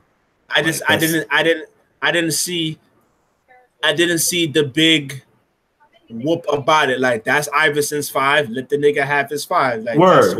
That's the 5 we got doing. And Max Kellerman was talking mad shit. Like bro, like he's a dweeb. He's a dweeb. He's such a dweeb. I knew from the moment Skip left and Max was good. I was like, this show is gonna be terrible. Yeah, it went to the dogs, bro. Sure enough. It went to the dogs. Like, come on, man. Yeah, ESPN went to the dogs, man. Stephen A. They said Stephen A. Smith is Kobe in like 06. This nigga carrying. He's carrying that. He really. Son. They try and have him on TV as much as possible. He does everything, son. Yeah. He's on Sports and he has his own show. He's on his first take. He does Mike and Mike. He does everything, bro. I'm like, yo. I don't even hate Max isolated. I think oftentimes he gives a educated perspective.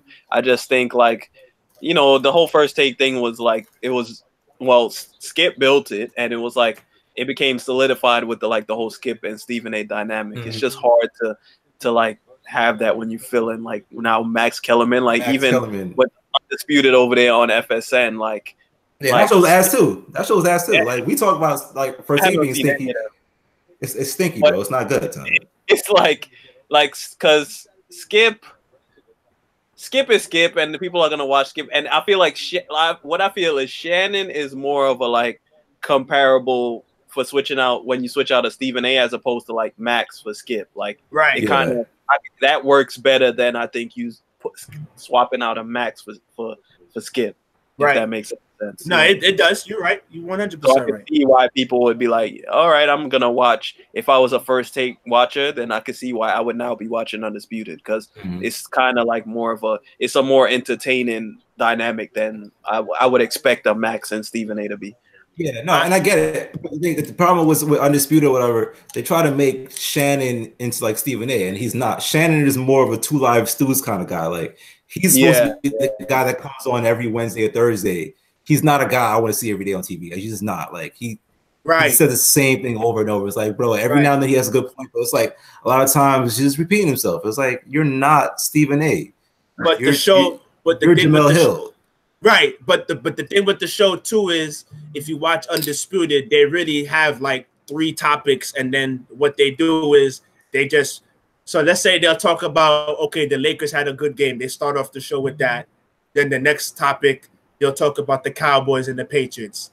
The next hour they're talking about the Lakers again. It's just now they brought in Kenyon Martin to talk about it. Like always been the format of First Take and then the transfer to Undisputed. That's what I guess it is filler because you want to stretch it and have like some people will tune in for that second hour and some people just tune in for the first. But like, yeah, it really is just an hour show. And then they repeat it in the second hour. That is what it is. But like, yeah, it is what it is. Like, I feel like the peak of like, I can remember the peak of like First Take was like, I remember when Stephen A was like, he wasn't a regular. He was that was the best First Take. Be like, it's gonna be Stephen A and Skip today. Like you didn't get it every day, and then it like started getting it every day, and it was like, it doesn't have that mystique to it anymore. But like the peak, like LeBron going to Miami, like all that stuff, that was the peak of First Take. I'd wait for Wednesdays, bro. I'm like, Wednesday. You know what? It was every Wednesday he came on. Yeah, I'm like, it's time.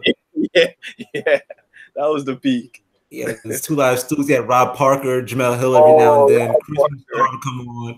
Rob Parker. Cornball brother. He's a cornball brother. And they took him out.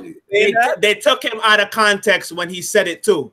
And I can't believe he got fired for that. Like, he got fired for that. So they took him out of contact. He never called RG3 never. He said, "Yo, if you go to the barber shop, this is what they're gonna say about him." Bro, but come on, like, what's so bad about Cornball brother? It's not like he called him an Uncle Tom. No, the problem is, me and my brother talk about this all the time. He was like, it really went south, and he was like, he got a white wife. I was like, you're right. done. Okay, yeah, that's good. Yeah, that's what it was. I was like, you cannot. Don't talk about their precious white queens on ESPN, bro. Don't do it. Right, you already see how they protect Michelle Beadle. Like you can't say nothing about her. Say anything. You can't say nothing about her. So me and my bro, we was watching it. We was like, all right, cool. And then he said it. We was like, oh man, that's gonna be a problem. And then like Stephen A tried to like save him a little bit. You know what I mean? He's kind of like butting in a little bit. But I'm like, I don't know, man. So it was a commercial. It came back. I think he apologized the day of. And then like he went on like a leave of absence for a little while. And then never came back. It was like, we decided to let him go. Rob probably on satellite radio somewhere. I don't even know where Rob is. This nigga, he be in Detroit, but he becoming undisputed every once in a while. Works at the barbershop now, the same barbershop. He be sweeping up hair, son. Like Luke Cage. Nigga don't got a job, son. Nigga ain't never worked out like that, son. It's like Skip was the only one who was like ceremoniously. It was like, yeah, I'm leaving the network to go to FSN. A lot of cats didn't renew their contracts, and they just ended up on FSN. I was like, I didn't know. I didn't know Chris was always here. Yeah, I thought he just disappeared. Bad cats, Whitlock. The show was Scoop better. Jardine. Scoop, right. The show was better. I like the format when it was cold pizza. Like they did different stuff, and then they segued into the first and 10 debate. Like. With Woody Page, that was my show. Now it's just like every day a debate. Like come on. So like, I don't know because ESPN, I think they're having a tough time. Like even like with the like Get Up, like Greenie show. I know it's a new show, but apparently it hasn't been doing well out the gate. And because Greenie's ass. Because Greenie's ass, nigga. I enjoy Greenberg in a radio setting. I think that was like him. I don't know that it's that he just can't translate to TV, but I never even really watched Get Up, but because I'm just not in front of the TV at that time. But I enjoyed Greeny in a radio setting. Like, when he was on Mike and Mike, it was great, but that's because he was paired. That's because he was paired with Mike Golick. Golick. Right. It was a good dynamic, Right, but now it's like you are the host. Like, this is not Good Morning America, dog. Like, you never played sports. You don't know what you're talking about off the time. You're just a bandwagon guy. Like, no. Well, my thing is, I don't even know what even is the direction for like sports TV in the morning. Like, is it still? Should they be thinking of new? Is it still First Take? Is it still like okay, Get Up? Is that there has to be somewhere new to go that they just haven't figured out yet? Because I don't think those things are working per se. They gotta go back to how it was when they did Cold Pizza. To me, that formula worked. I think networks are getting too caught up in the numbers and stuff like that. Like Joe was saying, when Stephen A came every Wednesday, the rating, that was the highest rating for that week. Most likely. Like, you knew that was all you were gonna get. Stephen A Wednesday. And then that was the mystique. So now when you see, okay, this is the highest rated thing, let's try to duplicate that every day. So now it's like, okay, you got the spike in number, but like it's watered down now. So now you have to generate that every day, and it's like it doesn't work. And now you watch because now I can miss episodes. It's like, well, he'll be on tomorrow again. Right. I don't have to jump in front of my TV. It's like, he'll be on tomorrow. And then I miss one episode, 2 episodes. You don't need to watch it ever again because it's like he said everything. I've seen him 2 weeks straight.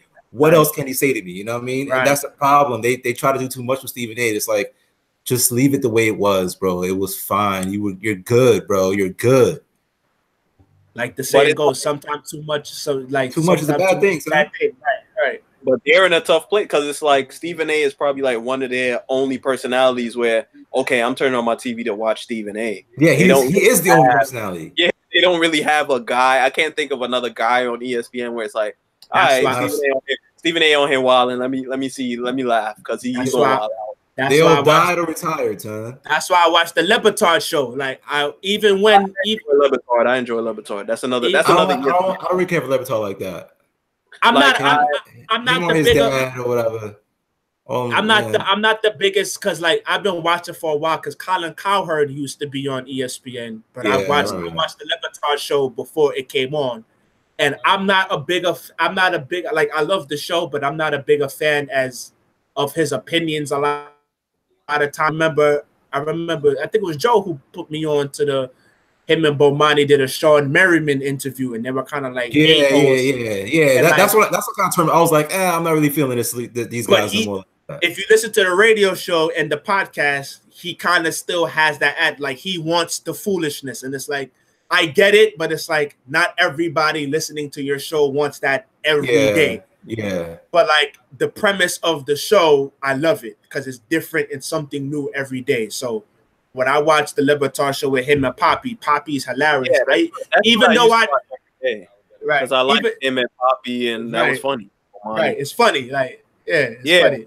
That's the kind of what I like the sport. The people who don't take themselves too seriously, you know. But I'm still getting information, whatever. Right. But I don't really listen to the Lebatard radio show. If I hear it, if I hear it, like okay, I could stick with it, but if it's not him or Stephen A, there's not really personalities there that I'm like, okay, I gotta watch it. There are none, bro. They all dead or retired, bro. All of them. I only watched the Lebatard show now because like I've watched it for so much and I've been kind of turned off by First Take that this is like, okay, if I watch the Lebatard show, I know I'm gonna get a show. They've had Ric Flair on. Denzel Washington's been on, like they've had so it's like they have people who come on the show, they do interviews, they do good bits, like they get their crew involved, so it's like I watch it for like it's more than just sports. They make fun of themselves, like it's a good change of pace, you know what I mean, like right I like Stugatz. Stugatz is my man. Stugatz is my man.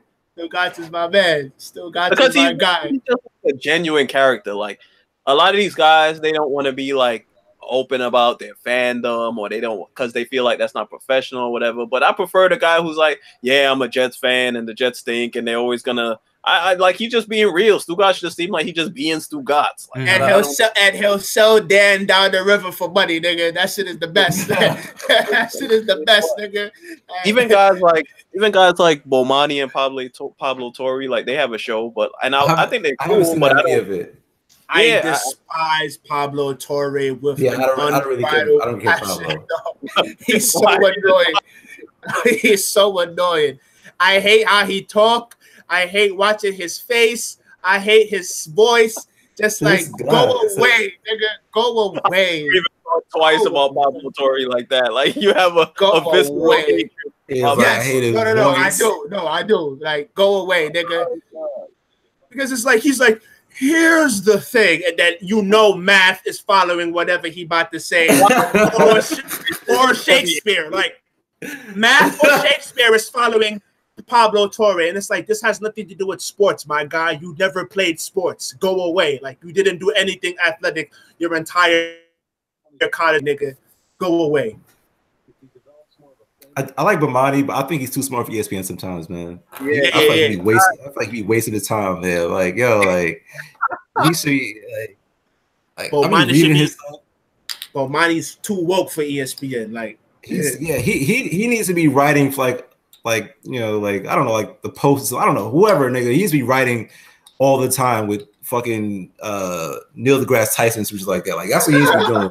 Instead of talking to Pablo Torre, you know, he has like political science background. Like he's super smart, you know what I mean? Like, and I'm like, yeah, but mine. And then he'll say some dumb shit, and it's like, all right, well, maybe you're not that smart, you know what I mean? Right. All right, maybe you should be here, Bob. Yeah, you should be here too. That's these clown niggas, man. That's these clown niggas. Yeah. That's I don't know. I don't know what the future is for sports TV, but whatever's going on. I don't know what. Well, that's TV in general is a struggle. TV in general, it's pretty much dying, man. There's too many publications out there. Everybody can do it. And let's look at us, man. Like we're doing this shit from our homes, bro. Like I have my girl's t-shirt on. You know what I mean? Like you don't. Like, I have a church hoodie on with my nickname on it, dog. Like, come on, like everybody can just wake up one day and be like, I'm gonna start a sports show and do it and get a following. You know what I mean? Like that's the kind of shit. That's the problem. Like when we was kids, there was none of this. It was like, yo, these guys went to school for this. You know what I mean? These guys got on TV. They're superstars, bro. I could walk to Pablo Torre right now and just give him a nod, like, all right, bro, what's up? Right. Like you're not a superstar. Like Stuart Scott was that guy for me. Like when I was a kid. If I ever seen Stuart Scott when I was 16 years old, I'm like, bro, you're the man. Like you're a superstar. Mark Burr or Chris Berman. Rest in peace, Stuart Scott. Rest in peace, Stuart Scott, bro. You know what I mean? Like cats like those. Like now it's like these guys are just regular niggas. Like these niggas could be with us. Like I could start a podcast today and share it a few times. You know what I mean? You pay for ads on Instagram, the promotion shit. And then I could do something with that. You know what I mean? But like you don't need ESPN and Fox and CBS and all that shit no more. Like they don't know more than we know. You know what I mean? Like we have the access to the same information as they do now. Right. That's what it is, bro. Like I could break a story right now before any of these niggas could break it. You know what I mean? You know what I mean? Like that's the kind of shit. I could break a story right now if I heard some shit. Like Shams. I was like, yo, Shams is like a 20-something-year-old in school, like breaking all these NBA stories. I'm like, yo, who is this guy? It's that easy, bro. When I found out he was so young, I was like, yo, that's crazy. He's a kid, son. He's a kid, son. Like, yeah, you're right. Anybody and like even I've seen like I've been going past ESPN sometimes and I'd see like how Stuart Scott was the guy doing like the pop culture references and that was his thing. It was natural, but I be seeing guys like trying to do it. I'm like, yo, this is. I'm like, it just doesn't fit, man. It just doesn't fit. That's Stu. Like stop trying to do funny shit. Like you're not funny, my nigga. Man, like what is this? Man, you're not funny, my nigga. Tip Legler and first of all, cheesy lyrics. You're not funny, my nigga. Like first of all, Bucci Grass is a creep. I don't know why he works on ESPN. Like he be sexually assaulted and harassed. Yes, nigga. Like he be wilding with women. Like man, John Bucci, man. Bucci Grass. He got caught. Yeah, I remember something like that. Caught. I didn't like, see coming from it. I don't. He was sending his biceps and shirtless shit to women at the company. Like, what's wrong You with lying, you, son? no, Gucci got caught. Oh, what a dummy, son. What a dumb. And he's still on TV. Like, back, I hate when Max Kellerman be quoting rap lyrics. Like the other day when Stephen A did his top 5 rappers who influenced the NBA. I thought it was a pretty accurate list. Here comes wannabe backpacker Max Kellerman. What about KRS-One? Like, no, nigga. Shut up, nigga. We don't want to hear that shit, man. No, nigga, like, Cool G rap and Rakim. Like, who's listening to that in a locker room right now? Like, shut up. These NBA players now don't even know who those people are. Right. They don't even know. Like, who the fuck is KRS-One? Nobody would hear that shit, man. KRS-One, Cool G rapper Rakim. Like, what, nigga? Nobody listen to that over Migos right now. Like, come on, man. Get this backpacker out of here. Shit, man. Right. Yeah, he's annoying. He be quoting lyrics. He be like, in the words of Biggie. I'm like, okay. I hate when he does that. I hate like, yo, bro, you're white. So you're white. Right. All right, just relax. Nobody talks like that in real life, bro. Nobody, like, just be real. Nobody does that. Just quote, just drop the lyric. Like, just quote the lyric. Like, that's what you gotta do. Just quote the lyric. It's so forced, bro, and I don't know why that's the way they decide to go, because like people, like, I feel like we're kind of like their target age rate, and it doesn't resonate with us. Yeah, it bounces off me. It's like, this shit is trash. Like it's just trash. Like same thing with Tim Legler. You remember that time he tweeted that them Jeezy lyrics and he take the N-word out of it? So he said the nigga and he tweeted it. Jay Billis always used to do. Oh, Jay Billis. I can forget. All the niggas, all the white niggas. They all the white. They all look the same. Like they all look the same. Like, yeah, Jay Billis tweeted it. And I'm just like, hey, that's the N word, and then he deleted it that quick. Like, I'm like, bro, like, oh yeah, that's the N word, my nigga. Like, you can't say that. Like, you cannot say that. You cannot say that. No. All he was doing was like Googling, like, he's Googling lyrics, bro. Copy paste. Easy lyric. What can I be? Yo, bro, like, you're not being real with yourself, son. Right. You're not being, just be a journalist, bro. Come on the airways, but yo, this is a story. This is my piece that I wrote for it. It's very good. I went to school for 4 years. I got a master's with this shit. I write. I'm a very good writer. Do that. Don't come on the airways. Yeah, Jeezy said this. I don't give a fuck about what Jeezy said, nigga. I got his album, bro. Right, I heard it. Right. You know what I mean? Like, I got title. Like, I heard it, nigga. Like, I don't want to see Tim Legler quoting Meek Mill champion lyrics. Like, no, nigga, stop it. Like, no. Max Kellerman tell me what Rakim said. I know what Rakim said, bro. I don't need that. I'm not gonna relate to that. I'm not gonna be, oh, word, bro. You invited to the cookout. No, that shit is corny, bro. Like, no, you are not. You're not in it. You are not invited to the cookout. You are. I listen to Ghostface, bro. Like, I listen to Wu-Tang. That's what they doing. Yeah. Well, I still listen to the Wu. I don't need you telling me what the nigga said when we're talking about Kobe Bryant. The words of Raekwon, the chef. Like, yo, get out my face with that shit, nigga. That shit is corny. So I'm like, bro, stop. So I really want to scrap these niggas. A dude wants a big contract. Well, in the words of Method Man, Cream, get the money, dollar bill. Like, go away, dog. What writers here? I just want to throw tomatoes at all of y'all. Like, yo, you're white, son. All right, you're white, and just remember that. All right, at the end of the day, you're white.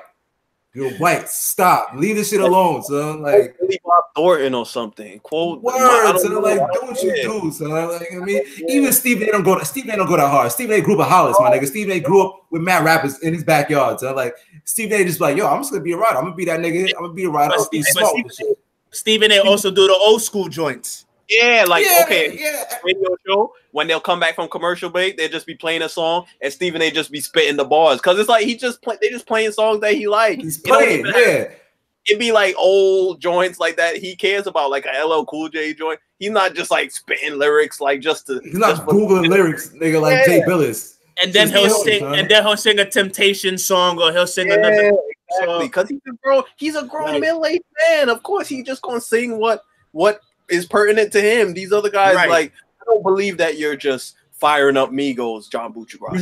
You're just not. Gucci man, never listen to Gucci Mane song in your life. You're not Gucci Mane, you fucking creep, nigga. Yo, Gucci I Man, just don't Gucci like that Man, shit. like, It's no, corny, like- son. And if You Gucci never listen to Gucci Mane in your if life, Gucci son. walk by you on the street, you'd cross the street and walk the other way. So I don't know why. Son. Like, stop lying to yourself, son. Stop it. But it's the That's demographic. not nice, bro. It's the demographic. They trying to reach the niggas who play 2K. That's what it is. They trying to reach But the guys who play 2K and all of that. So the kids who are younger than us, they don't even care or know half these people that they might be trying to quote if they quoting older stuff, and we just think it's cool. So it's like, who are you? So what are you really doing right now, son? Like I heard the Rocket album, bro. Congrats. You sound like a dummy now, son. Congrats, you just played yourself. Like you played yourself. Congratulations. You played it. Son, yeah, but I mean that's sports radio, that's sports talk, television, radio, all of that. It's all corny and forced. Yep. Until they find another thing. Like they got to start hiring filmmakers to write sports movies, bro. Because this shit is dead. I can get sports news.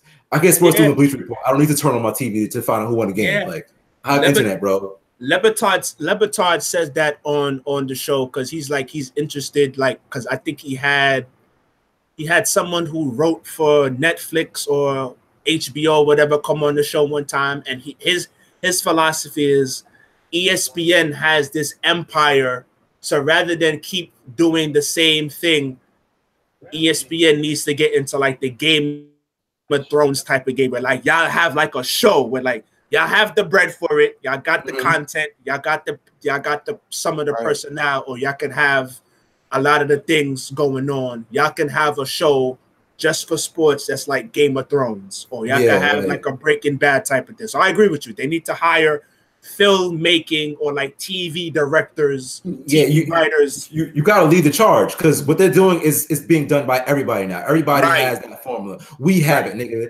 I'm sitting in my kitchen right now, bro. We have that formula. I can't make a movie right now, bro. I can sit and do a podcast. Everybody has a formula. They have to be the trailblazers and lead the way and start doing that. Okay, we're gonna do something else now. We're gonna make a movie. We're gonna make a show. They did a good job with 30 for 30. That was great. But like, we need more of that. We need more content that's gonna feed more people. Like, you just can't be talking sports and fucking rap lyrics all day long. That's corny. And I like and then debating the same three topics. The same thing. That's corny. So LeBron said this. I don't care, bro. I don't care, son. Like, well, that's the route. That's the route I thought they were taking. Remember when they did that like Jalen and Jacoby thing? And it was like a your enthusiasm. So I thought that was gonna be like a thing, but like didn't last. Yeah, did it? Is it just because it didn't do well, or they just possibly? Possibly. I don't think they want to wait for like the results to come in. So like that's what it is. That's what it is. That's what it is. We need an immediate turnaround on this cash. Like we invested. Let's say I invested $35. I need to get 60 back tomorrow, or I don't, or it's done. It's like, bro, let it go for a while. Let it happen. You know what I mean? Like just relax. Let it happen. Let more people start to pay attention to it, and then we'll see what happens from that. But like they want to move so quickly. Everything has to be now. I need the return on my investment right now. I need the money today. I need this, bro. Relax. But that's the era. That's the era we end with. Just not sports, but it's a microwave, right? Like everything has to happen right now, right away. And it's like, if it don't happen, I'm doing something else. Yeah, like it's a slow cooker, bro. Just let that shit marinate for a little bit for 4 hours, and it's gonna be great, my nigga. You don't need popcorn every day. You know what I mean? Like make a steak, son. Make some ribs. Let that shit fall off the bone. Put it in a slow cooker. Get a cast iron skillet, bro. Sizzle that shit, motherfucker. Yo. Bro, just relax. But they don't want to wait. So a lot of these shows are coming and going. They're failing. You know what I mean? It took them years to give Amani Jones the show. And then he got his own show and ended up being the same show as everything else. It's like, this is what you did it for? This like you gave us the same that show that you gave Skip. You gave Pardon Your Interaction. Whatever the shit was. Like, PTI, whatever. You know what I mean? Like, like they're not doing anything different, and it's the same thing over. And that's why they're failing. That's why every year they have layoffs. 35 people got laid off this year. Up 65 this year. Up another 35 this year. Yo, just chill, son. Just chill. Like you can't keep doing the same thing over and over. You're losing ratings, bro. Motherfuckers not watching shit no more. That's just corny. No appointment television, and nothing that's worth like streaming or DVRing. Like there's no appointment TV. Like, like what Rose said, they should develop like a semi-serious show. Like they have to. in the vein of like how Game of Thrones is, like just come up with some kind of. There's so many narratives you can make with like sports. There's so many ways. Right. This is so the NBA in itself is so proper. You can take any story from any team and switch the names out, and you have a show for. And bro, you have a 10-season show. So like, how is there not like a NBA Hard Knocks? Like, is that not a thing? That's what I'm saying. Like, yo, they can't do that because the off season in itself is Hard Knocks, and then Twitter, their Twitter and Instagram account is Hard Knocks. So like, you don't have to have it, but I think they need something like. Bro, I want to see day to day. Like, I want to see training camp. I want to see when Jimmy Butler went to the practice court. I want to see that. I would love to see that. I do too, but I don't think you have to do it because they can just get the film. They can like Instagram it. Like you can, most people, we want to see it, but the demographic that they're feeding, they just want to see a quick 1 to 3 minute snippet. So it's like to do, and then the NBA season is longer than football season. So it's like, now you have to generate that every day type of thing. They need something like Ballers, or they need something like what was that show that LeBron had with no, not the barbershop show. He had another show. It was on Stars, and I always heard it got canceled. But I know what you're talking about. Right? It got canceled. Oh, wow. Yeah. And a basketball player, right? Right. And the Pam from I know what you're talking about. But that show, that was a good show. Like I heard nothing but good things about it, and it was like Tashina Arnold, like she was on it. And it was like to me that was right, and to me that was a good show. So ESPN needs something like that, where like every Wednesday or every Tuesday night at 10:30, instead of us watching poker, World Series of Poker, like we're watching this, like or like billiards on Sundays. Like you have a time slot. Kidding me? It's not like you didn't show me niggas playing pool. Like, come on, so that's not a sport, my nigga. That's not right. Like, or the World Series of Bowling. Like, okay, this is the perfect time slot to put on a decent, nice web series for an hour. But you showing me poker, like, really, poker, like, really. Jason was saying here like that because ESPN spends all that money on TV rights, so they just want to save money by doing first takes and people yelling at each other. But that's what it is. Yeah. The shows probably don't take that much to produce, but they be paying them personalities. They take nothing. Yeah, it takes nothing to produce. But that's why they had to fire other, like, that's why writers and all that suffer, because you know they fired a lot of writers or whatever. Yeah, there's nothing for them over there. Right. I think Ben was saying, I think that show was called Survivor's Remorse. Is that what you're saying? That was the there you go. Yeah.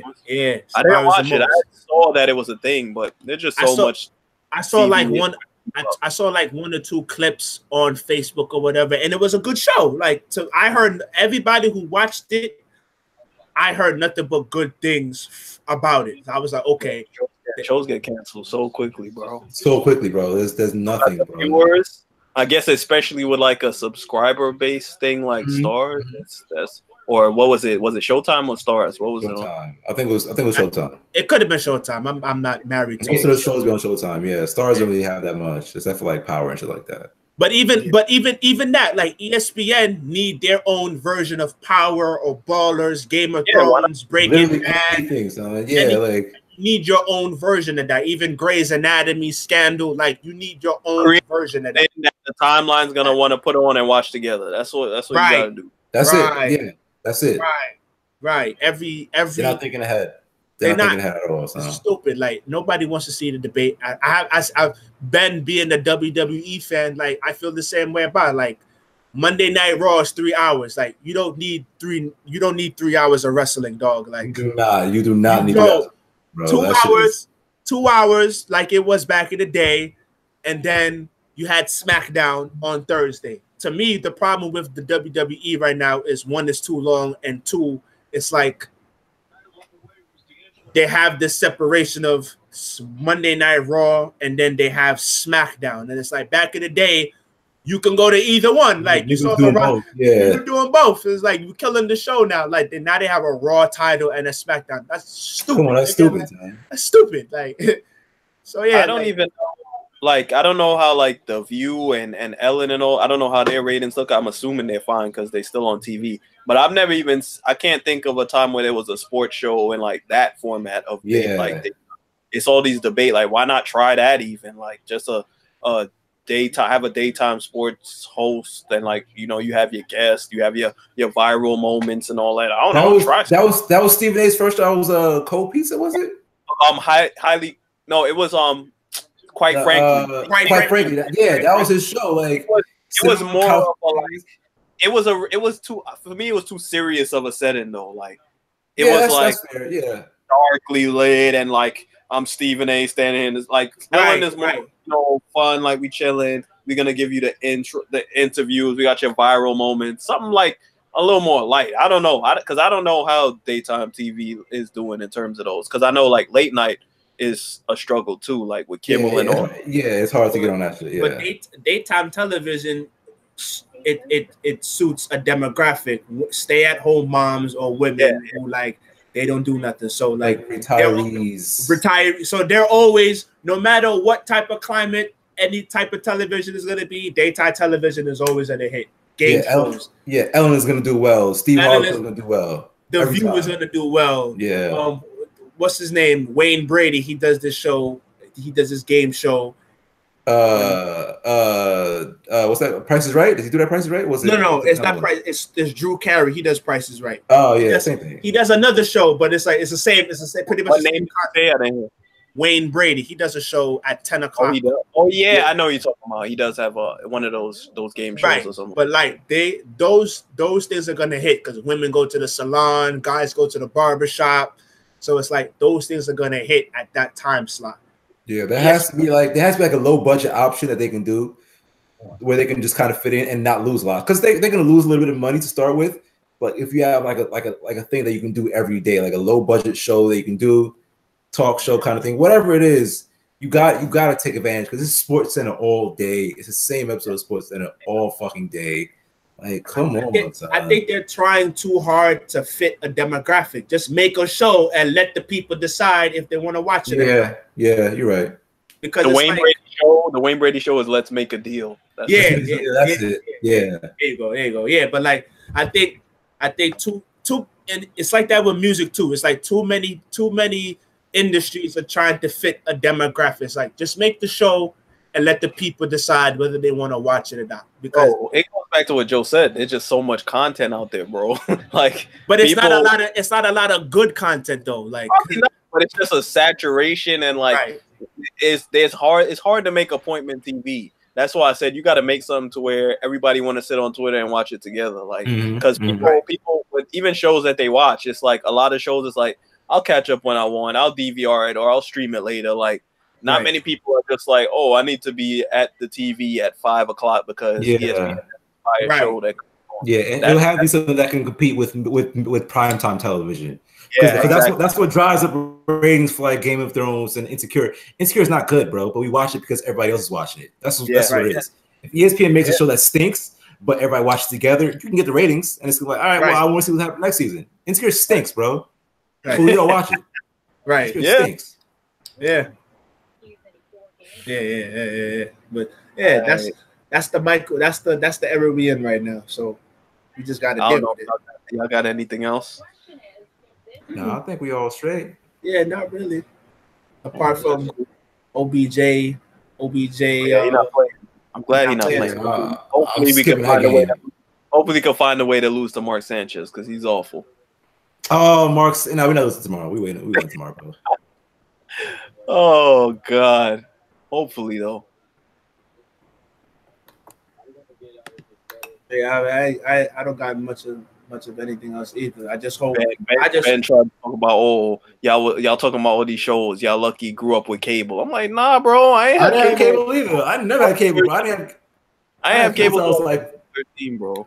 No, dead ass. I was like Between the Lines was my show for a long time. 5 cartoons and Judge Judy, Judge Mathis, all that daytime garbage, bro. Deadass didn't have cable, son. Like, they had cable, son. So Ben was privileged. Ben was watching Bobby Simmons. He didn't have cable either. Right. Bobby Simmons, man. That's how I watch my music videos, bro. Yo, I have like MTV, none of that shit, son. Like I was watching B-Cat in Queens, bro. I had to connect, son. What's up, son? Channel 25. I had cable. I had cable early, but like there were times that we didn't have it and we cut it off. So I remember basic cable, like you had 11 channels and then you had your PlayStation or your Nintendo channel. Like that was it. Bro, we didn't pay for cable, like actually have it until 2007 when we moved to Long Island. We was on and off with that, like 2007, but I was 17, son. Junior year of high school, I got cable, so that's like, and like that was like when we like finally got it. Watching, like you already like. I missed everything. It was too late. Like everybody, like, well, for high school I had it, so I got to see like Chappelle's show and all that. Like, right. At least, yeah. I had to catch up on that shit. I had to catch up on that shit, bro. Like I missed like the first like. Was it no probably 2006. Either way, it was still like it was, but like we had like the fake cable, like the red box. Yeah. When I was living in Queens, we had that shit. You know what I mean? So like I got a lot of it. Like the year before we moved, like I didn't have it for a year before I moved, bro. Like a year, so like out here watching Channel 2, son. Fucking CBS with this antenna, son. Like, cause they cut out shit. It was like, yo, y'all paying for cable? Nah, we look like cable here. It was like, all right, bet. Nigga went on the tree and cut that shit down. So it was like, my dad was like, all right, cool. You can't say it. We had it. Nigga would have gave us the invoice. It was like, nah, we got cable here. So, all right, bet. Copy. The nigga went up there. Was like, yo, just cut that shit. Humble beginnings, dog. We come from humble beginnings, dog. We was good. We was set. So I was watching. Yeah, I was impressed. That's the same thing until I moved to Mount Vernon and like you physically couldn't have TV. There was no signal, like so you had that. You gotta like, have there it. was no channels. That was the only reason they ended up getting cable. But my whole time, like my aunt and uncle had cable downstairs, so occasionally I'd go down there, watch a Knicks game or something. But other than that, no cable is back. That or turn on the radio, dog. That was it. That too, man. All right, y'all. This is a wrap. Yeah. Once again, welcome home, Buju Banton. Gaga, man. Buju is free. Buju is free. All right, y'all. Deuces. Peace.